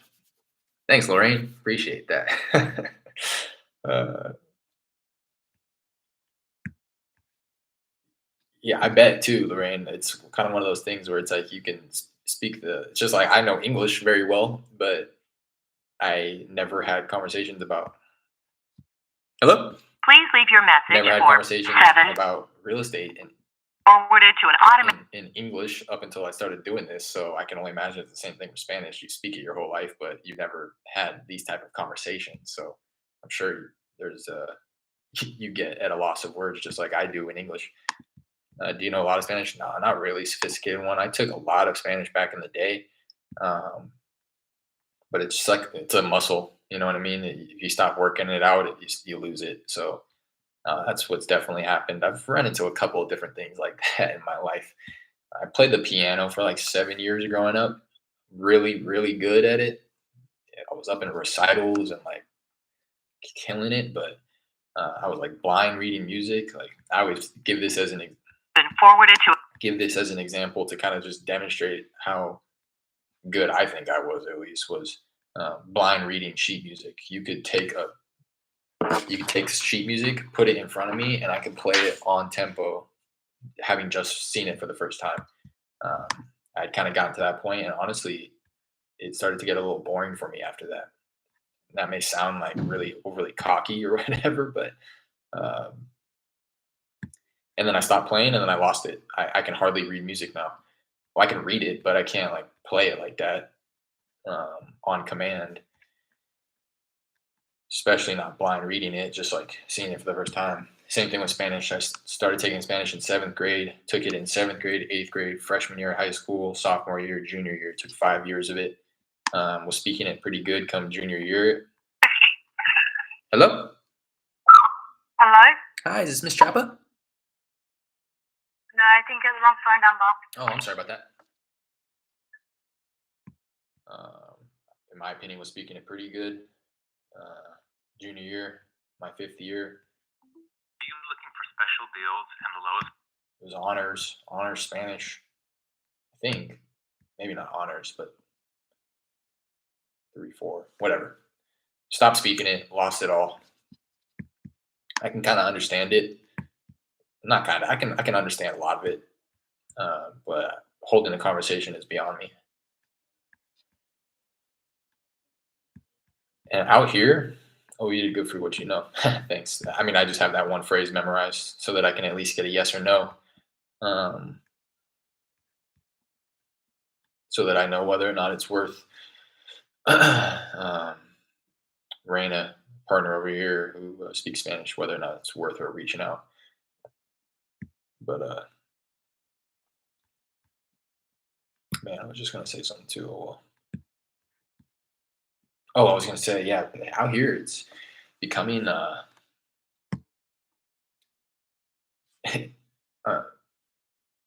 Spanish speakers out here are. I feel like way back when, not even way back when, but like a couple years ago, even. Um, a lot of Spanish speakers come to California. They um, work in jobs that doesn't necessarily require them to speak English. So, but then when you do have interactions with them, they try their best to communicate in English, knowing that it's the native language, uh, of where they're currently at. But now it's like even with the customer facing roles, I have a lot of Spanish speakers not even bother to try to speak to me in English. They will just speak to me in Spanish. And I always walk away from those interactions thinking like, well, yeah, like I guess I understood, like what they were asking me. It's like very simple interactions. But like, what if somebody didn't understand, which is going to be a majority of the people who they talk with out here. Well, not a majority, I guess, anymore. But anyways, I'm ranting, but just found that to be interesting recently. Hello, you have reached 713. It's like Spanish speakers don't really give any, well, not all of them, but it's happening more often. I'm realizing is they don't even bother trying to communicate in English. They'll just straight speak Spanish. Kind of like the impression that I get is like this is Spanish speaking up in here. Like if you want to come in here and order something, if you want to come in here and do business, like you got to learn how to speak Spanish, which I can appreciate. You know what I mean? They've kind of mastered their domain, kind of claim stake to it. Mailbox is full, and there is not a. Man, everybody's mailbox is full. Calling through code violations, by the way.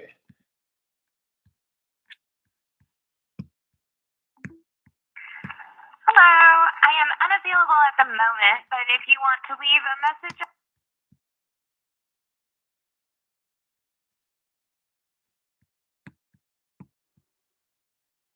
That was weird.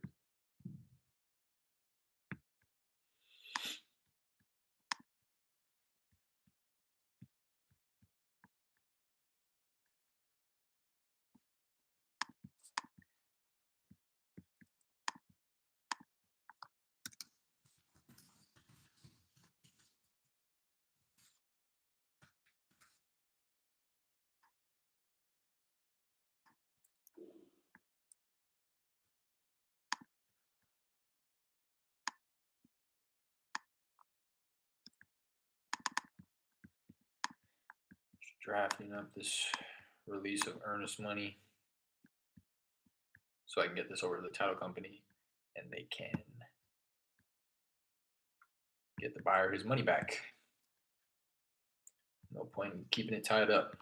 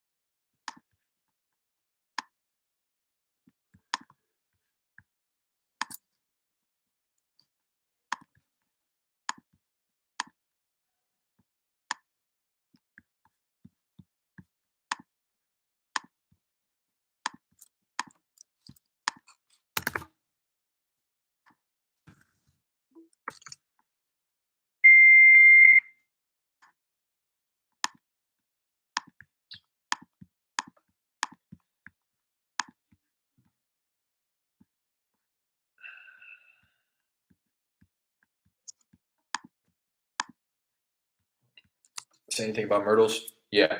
Talked with Linda. She said she ordered the mortgage payoff on Tuesday, the 24th.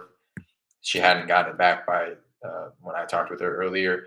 She said turnaround time typically is like 3 to 4 days. So she's hoping that it comes in before the end of the week. And if that's the case, then we shouldn't have a problem closing by the end of the month, which is Tuesday, the 31st.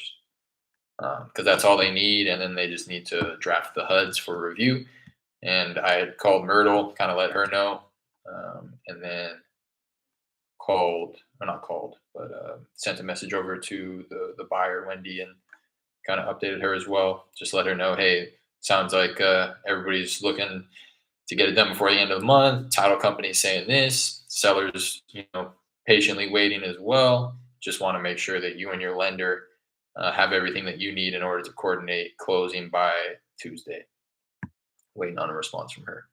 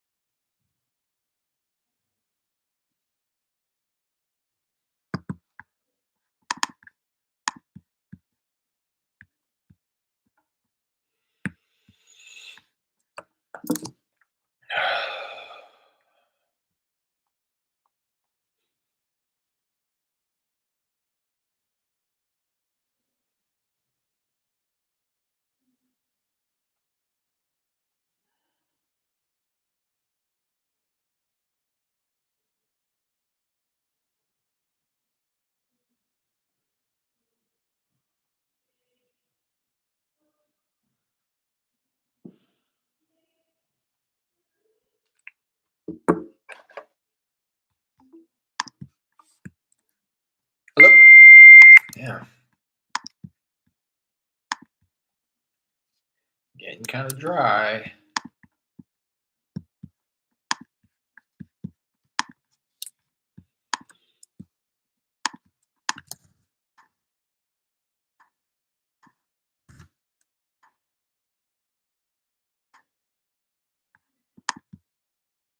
Jared, if you're still on here, I'm getting ready to send you over this release of earnest money so you can sign off on it as well.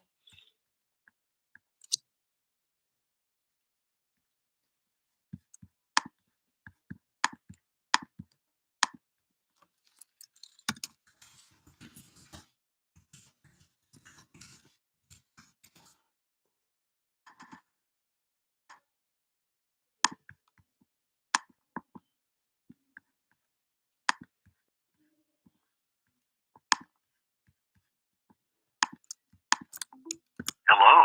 Please leave a message.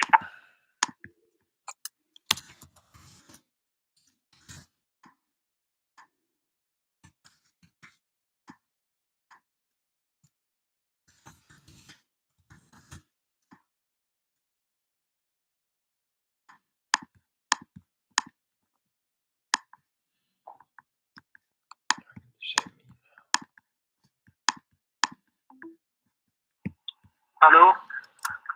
Hey, Johnny. No, it's the wrong number. Oh, I'm sorry about that.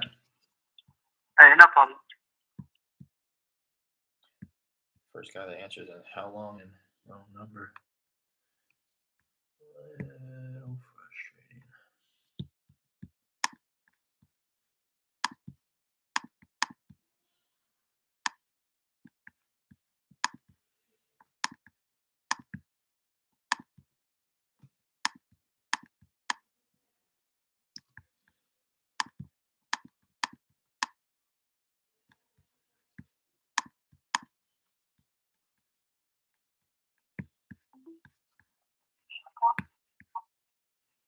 Hello?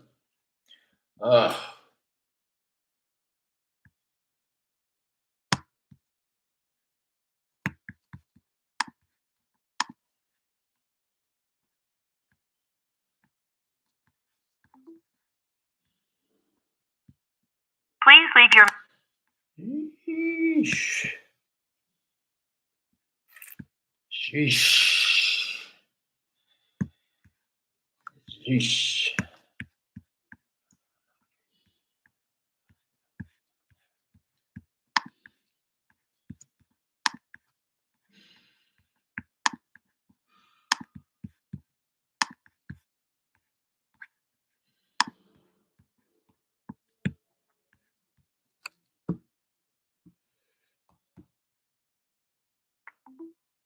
the Umail subscriber at 713.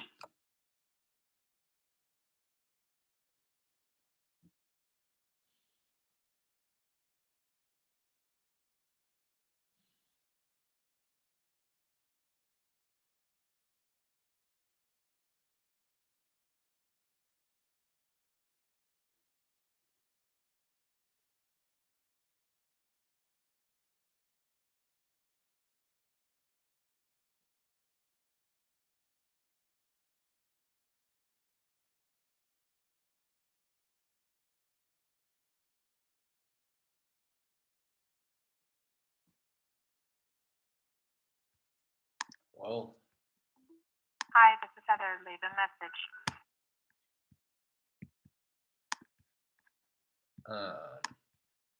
if you're on here, Jared, I just sent that over to you. If not, I'm getting ready to text you.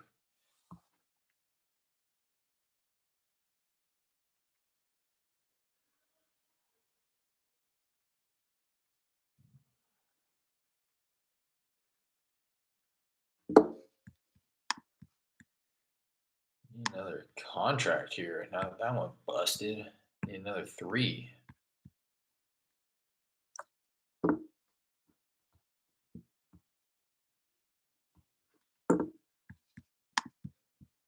Just signed. All right, cool. Send that over to them.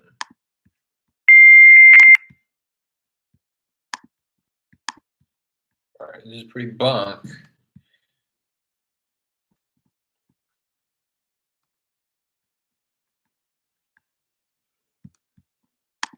Switch up the campaigns real quick.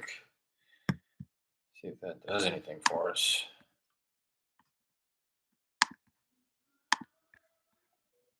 Switching over, calling vacants now.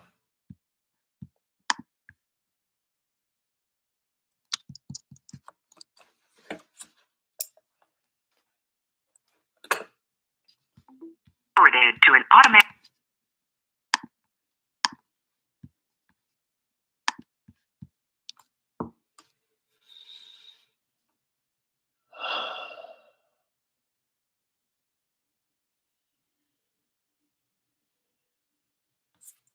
Yeah, this is too slow for me.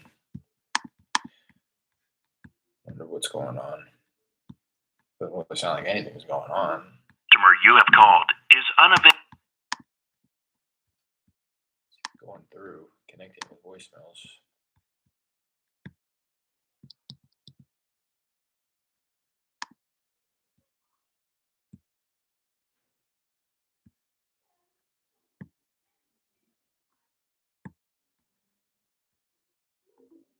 Automatic voice message system.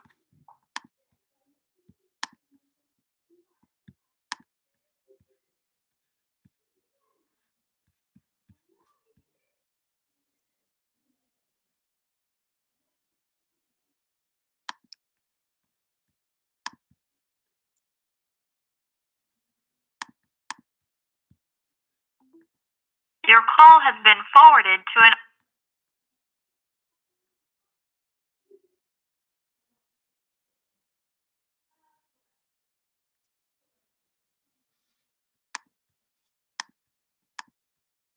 All right. If I don't have somebody picking up within the next 1 minute, I'm gonna call it quits.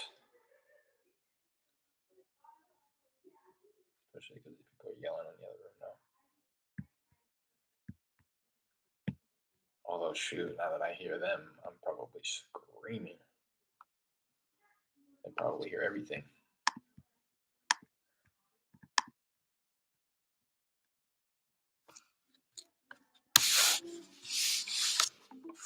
Hello?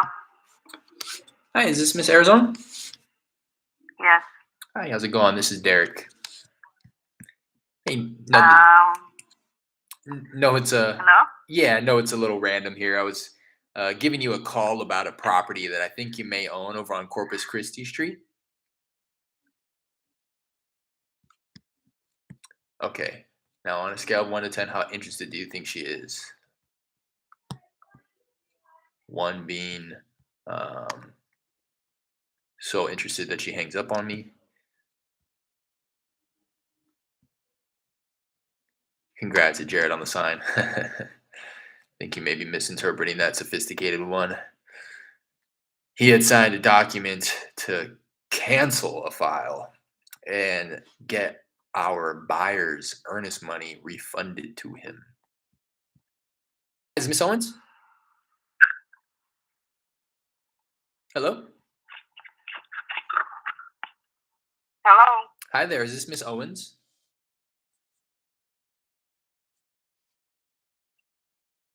Can you hear me? I don't know who this is, but you're all muffled up. But I'm what now? What the hell did she say?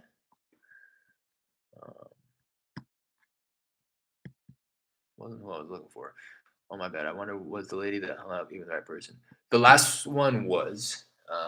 That one I don't think was, because I was looking for a gentleman named Johnny on that one, and I was just going for the last name approach. But the other one had a very unique last name, and she responded to it. She confirmed that it was her. So, Hello. hi there. Is Miss Nguyen? Yes, this is she. Hi, my name is Derek. I know it's a little random here. I was giving you a call about a property that I think you might own over on Wilson's Creek Lane. Yes, but we're not interested. Oh, okay. I understand. While I have you, would you happen to have any that you might be interested in selling at the moment? No, we don't have any. I'm sorry. No, no worries. I appreciate you taking the call. Thank you. Bye-bye. Bye now.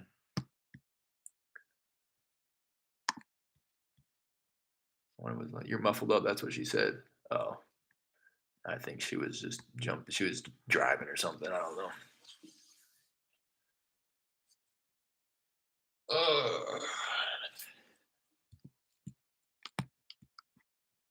Let me download this.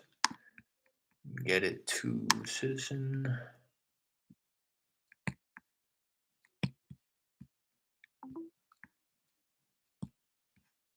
Please leave your message for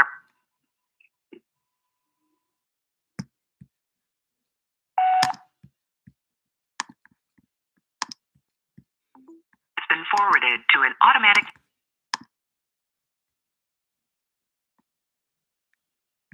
Got plenty of plans for 2023. These are all my plans.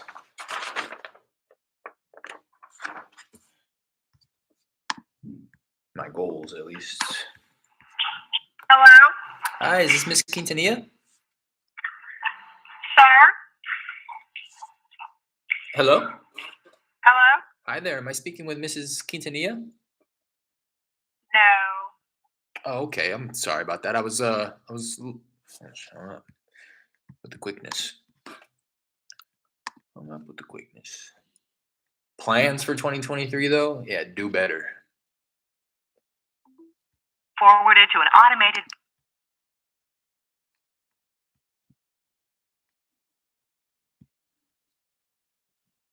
I got hopes, goals, and dreams for 2023, and that's what's on that piece of paper. But my plan, uh, Please leave your message. generally speaking, is do better. Felt like I left a lot in the tank 2022, so I'm trying to leave it all on the table this year.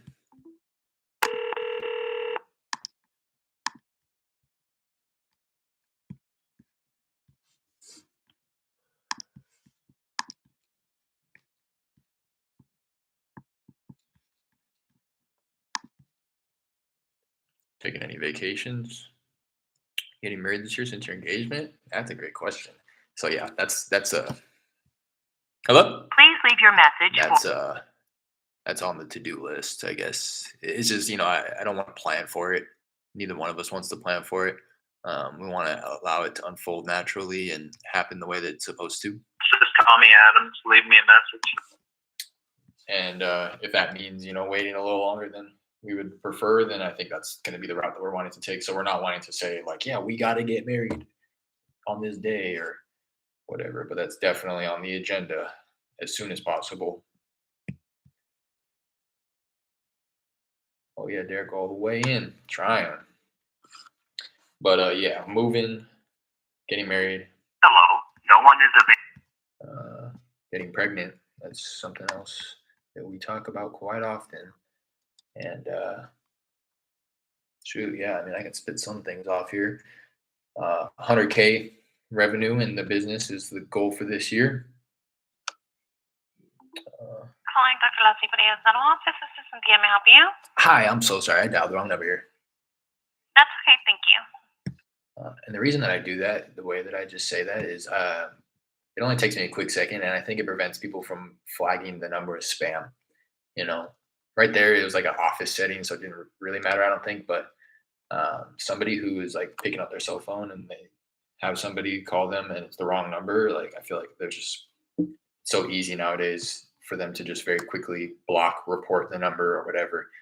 And I think that only really has to happen a couple of times before the carriers start flagging your number as spam, especially if it happens like a couple times in the same day or whatever. So I kind of just try to leave every conversation that I have peacefully. Hello. Hi, Leslie. This is Leslie. Oh, I'm sorry. I was looking to get a hold of the owner of a property on West Heather Rock Circle. Would you happen to know the owner there? No. No. Okay. I'm sorry about that.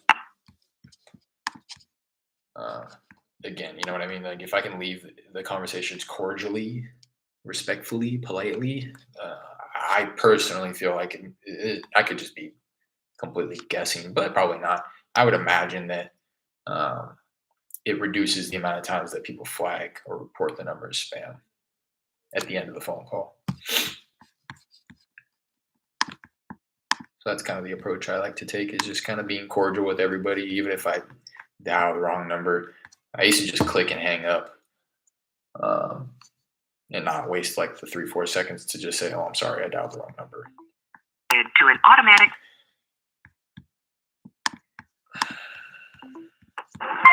This is Joe. Joe, how's it going? This is Derek. Yes, how you doing? I'm doing well. I know it's a bit random here. I was giving you a call about a property I think you own on Red Cedar Drive. Uh-huh. Yeah, just wanted to connect with you. I wanted to see if you may be open to receiving an offer on that property there. That's rental property. Gotcha. Okay, yeah, I'm actually just seeing right now on my computer that it's up for rent right now, huh? Yep. Been up for months, 3 months, I think, something like that. Nobody sees the qualify these days, you know? Yeah, oh yeah, I gotcha. Aside from that one, No, while I have you, would you happen to have any others you might consider offloading at the moment? no. Not right now. Like everything's so Okay. we're not gonna sell anything. All right. I'm Good. an old man. I got to have some income coming in, you know. I gotcha. Social Security won't get it. Well, hey, I appreciate you taking the call, and I wish you the best of luck on this one over on Red Cedar. Hope that you're able to get a tenant that qualifies. Okay. Hey, thanks, man. Appreciate that. Yeah, absolutely. Have a good one.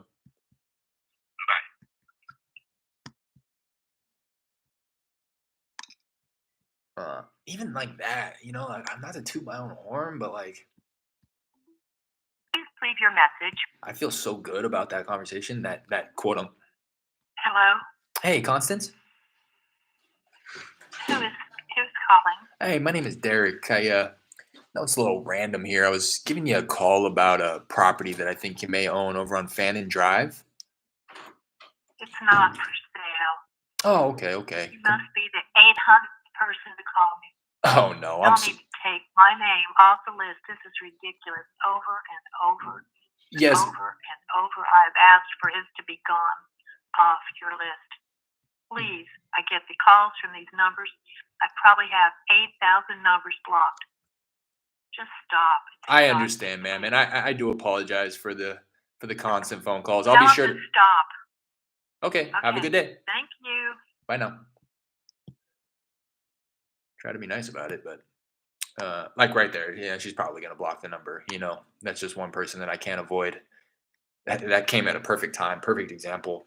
Try to leave the conversation cordial, politely, but she's not having it. You know what I mean? She's too far gone. Bueno, Hey, Everardo, bueno, how's it going? This is Derek. you speak Spanish? Un poco. ¿Quieres vender tu casa en el calle de Red Bull o Red Bud? Lo siento. Mira, ma, yo no vendo nada, ya dejen de molestar. Okay, lo siento. Gracias.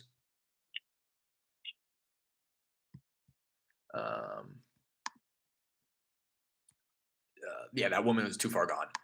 She said it herself. I've already blocked 8,000 numbers. I hear it's like, God damn. Here we go. This number is getting flagged as spam. Try to be nice about it, but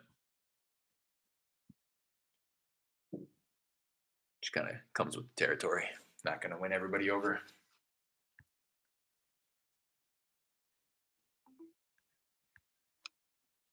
Please leave your message. And that came right after that pretty decent conversation with this one guy who's renting his property out. I had opened the Zillow tab right as he said it's been up for a couple months too. Oh no, it's only been listed 3 days. At least this time around.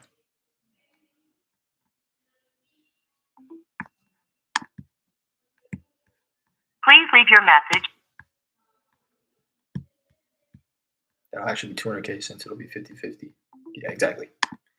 Bueno, Hey, Mr. Tovar. yeah, Hey, how's it going? This is Derek. This is Derek. Yeah, no, it's a little random. I was giving you a call about a property I think you own on Cedar Drive. yes. Yeah, I just wanted to connect, and I wanted to see if you might be open to receiving an offer on your property there. For what? I'm sorry? Tell me again. Yeah, I just wanted to connect, and I wanted to see if you may have any interest in selling that property on Cedar Drive out in Lamarck. Oh, I don't have no properties. Oh, okay. You don't own the one in Cedar Drive. No, you got wrong number. Oh, okay. I'm sorry about that. Bye. I feel like it wasn't the wrong number.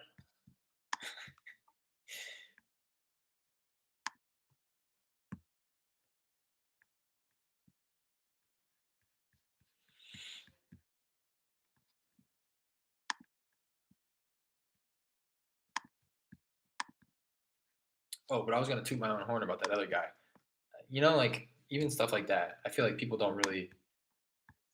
They're there on the phone call to get what they want out of it, and if somebody says they're not interested in selling, they're done. On to the next. But for me, I feel like it just promotes positive, good energy to actually have a conversation with these people. Please leave a message. You know what I mean? Like it was very evident. I think I made it very clear that I was actually listening to what he was saying, and he appreciated that. Just by me saying, "Hey, good luck with finding a tenant for that rental." He was like, "Hey, I appreciate that," and that allowed me to go into the next phone call with the type of energy that it took to deal with that woman who was clearly upset. It's kind of just a constant give and take. Which is why it gets difficult sometimes when you get those type of people back to back to back It's hard to stay in a positive mentality. Oh, please leave a message. But when you have conversations like I just did with that gentleman, and everybody else who I've talked with today, pretty Forwarded to an cordial, automatic voice. makes it a lot easier. And what I've realized is that it's within my control. Hello?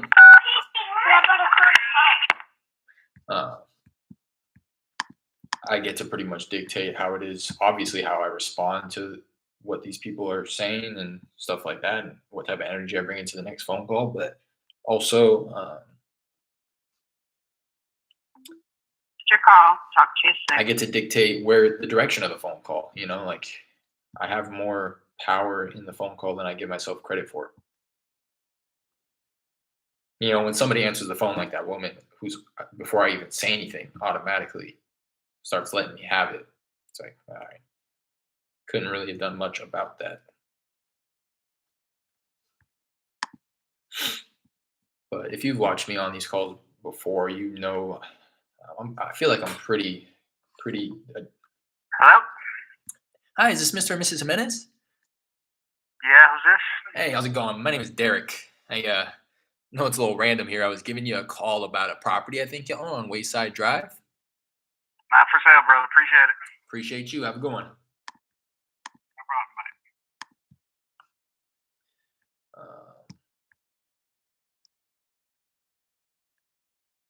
Yeah, kind of said my piece right there.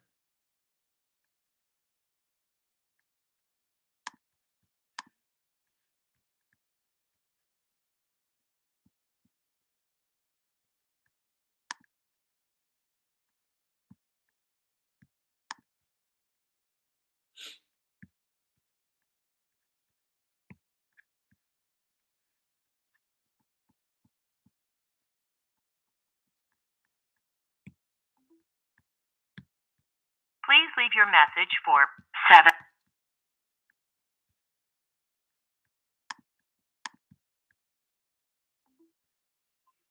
Hello? Hey, George. No, the wrong number. Oh, I'm sorry about that. Able to take your call at this.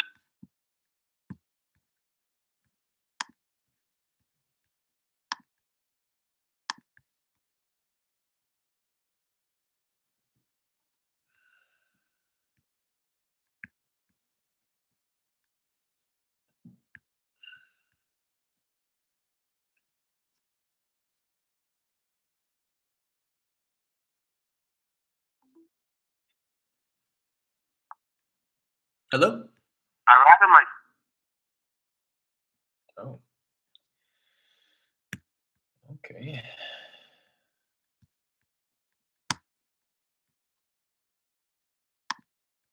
Alrighty.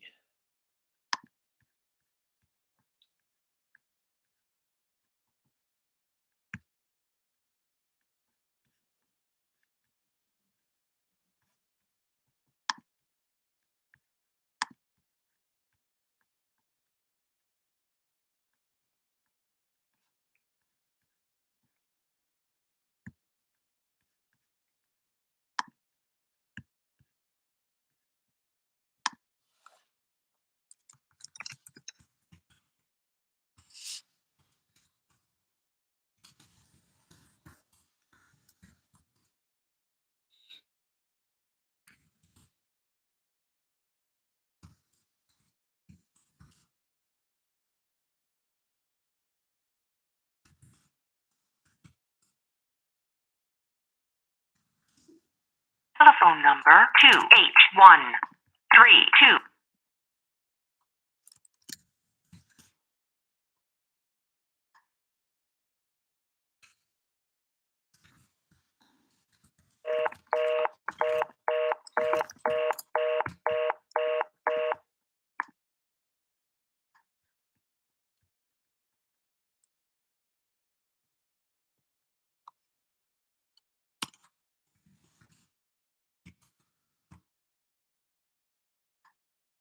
Does anybody else have a habit of sending emails that are supposed to have attachments, but Forget to attach it.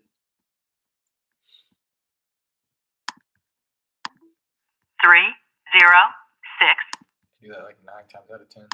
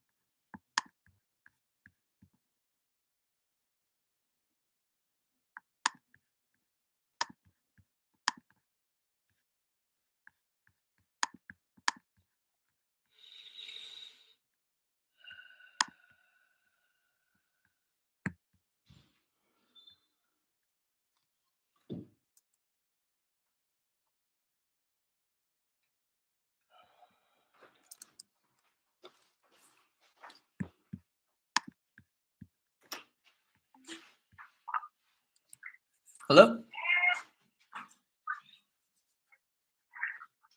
Hello?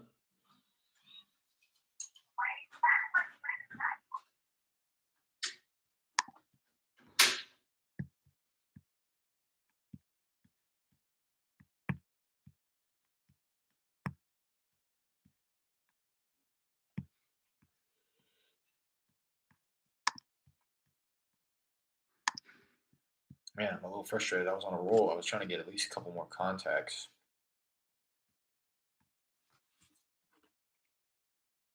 Felt like that lead was right around the corner. But the person you called had.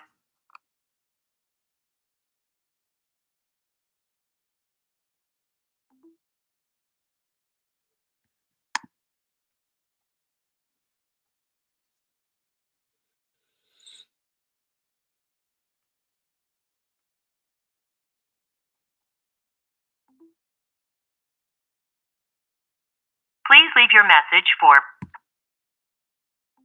This is Kenneth. Sorry, I can't answer the phone.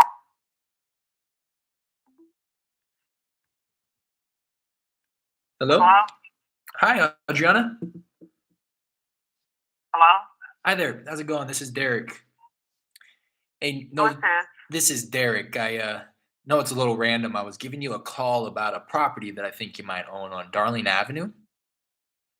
No, and please take my number off your list. I don't even know who else it is. Oh, I'm so sorry about that. That's funny, Darling. I didn't know where it was, but the buyer for the deal that's supposed to close next week clearly bought a property or is in the process of buying one probably about a block away from this property. I only know that because she incorrectly sent in her LLC documents and the We are unable to come to the phone at this time. Please. and the LLC was under a name of an address on that Oh, street. it's been there. forwarded.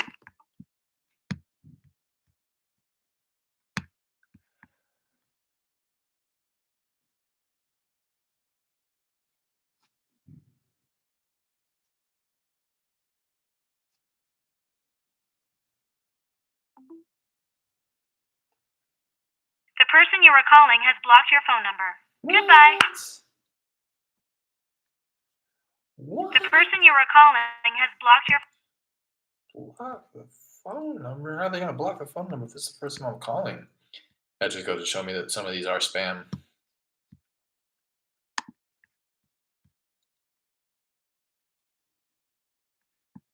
Which makes sense.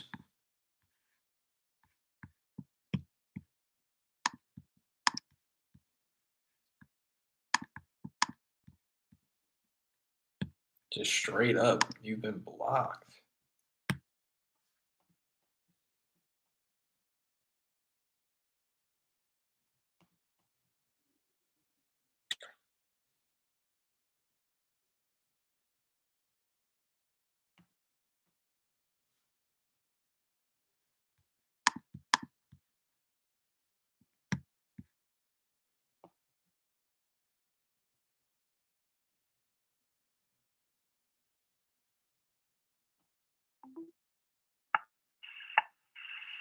Hello?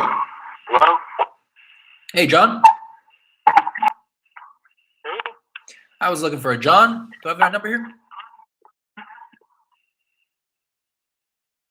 This is AJ. Okay. My name is Derek. I was looking to get a hold of the owner of a property on Avenue L out in Galveston. Do I have the right number? No, everybody always calls me asking about that. Okay. I'm sorry about that. I'll take you off the list here.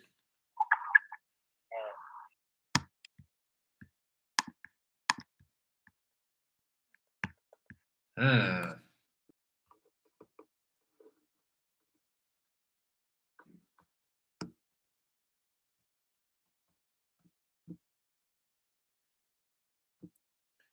Oh, good morning, Derek. I wanted to reach out to my network as I am interviewing for full and part-time roles within my financial office. We are looking for someone with great people skills as well as a strong work ethic. Supply all training necessary. Have bonus incentives. The work can be done at one of our physical office locations, or in large part remotely. Do you happen to know of anyone that may be looking for a flexible, great paying part-time opportunity?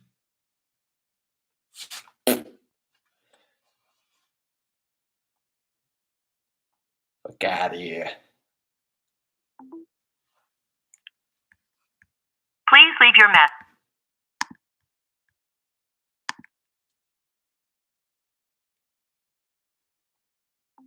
An automatic voice message system. 83.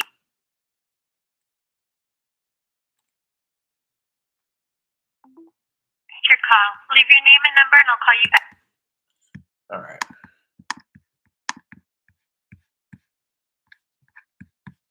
Man, it's frustrating.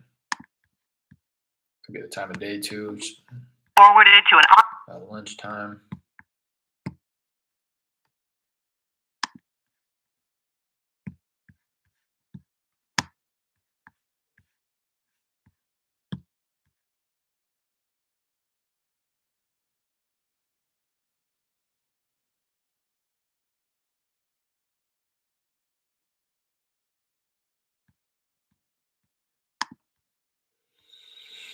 All right. Hello? Hey, Graham. Who? I'm sorry. My name is Derek. I was looking for the owner of a property on 26th Street. Do I have the right number here? Yeah, but I would appreciate if you don't call me anymore. Thank you. Of course. I appreciate you taking the call.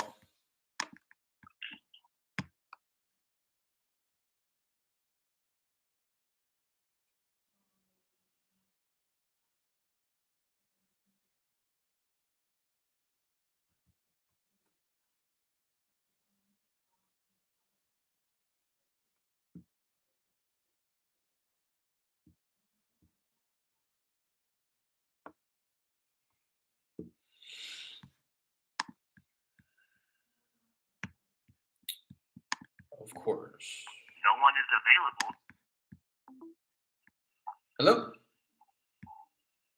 Dígame. Es Mr. Castillo.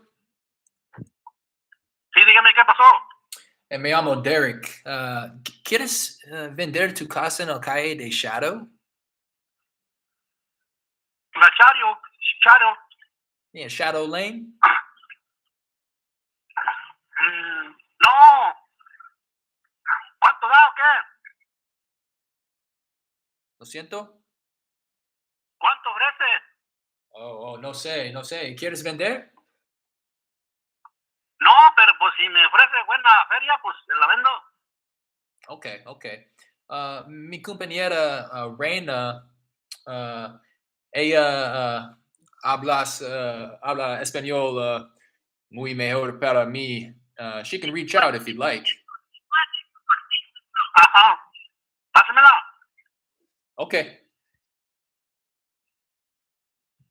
I'm not gonna have Reina reach out. He's not interested. It sounded like he was just wanting to know the price. Didn't sound like he was, very motivated. I don't want to be the one to make that conclusion, but you know what I mean. It doesn't seem like he's somebody worth following up with. I tend to only kick it over to Reina if they say yes to, do you want to sell? To me, it sounded like he said he will sell if he got the right offer. Exactly. So that's what I was feeling too. It sounded like I asked, he said no, and then I said, And I clarified the street, and then he kept saying how much, and then I said, I don't know. Do you want to sell? And he said, no, but if the offer makes sense or something like that, if the numbers were there, that's why I was like, never mind.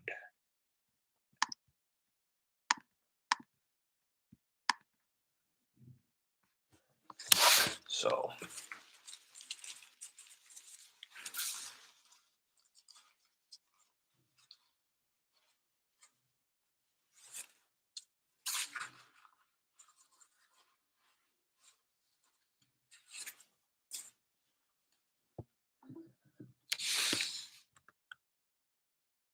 Please leave your message for Debbie Huntley. probably wrong number. your call has been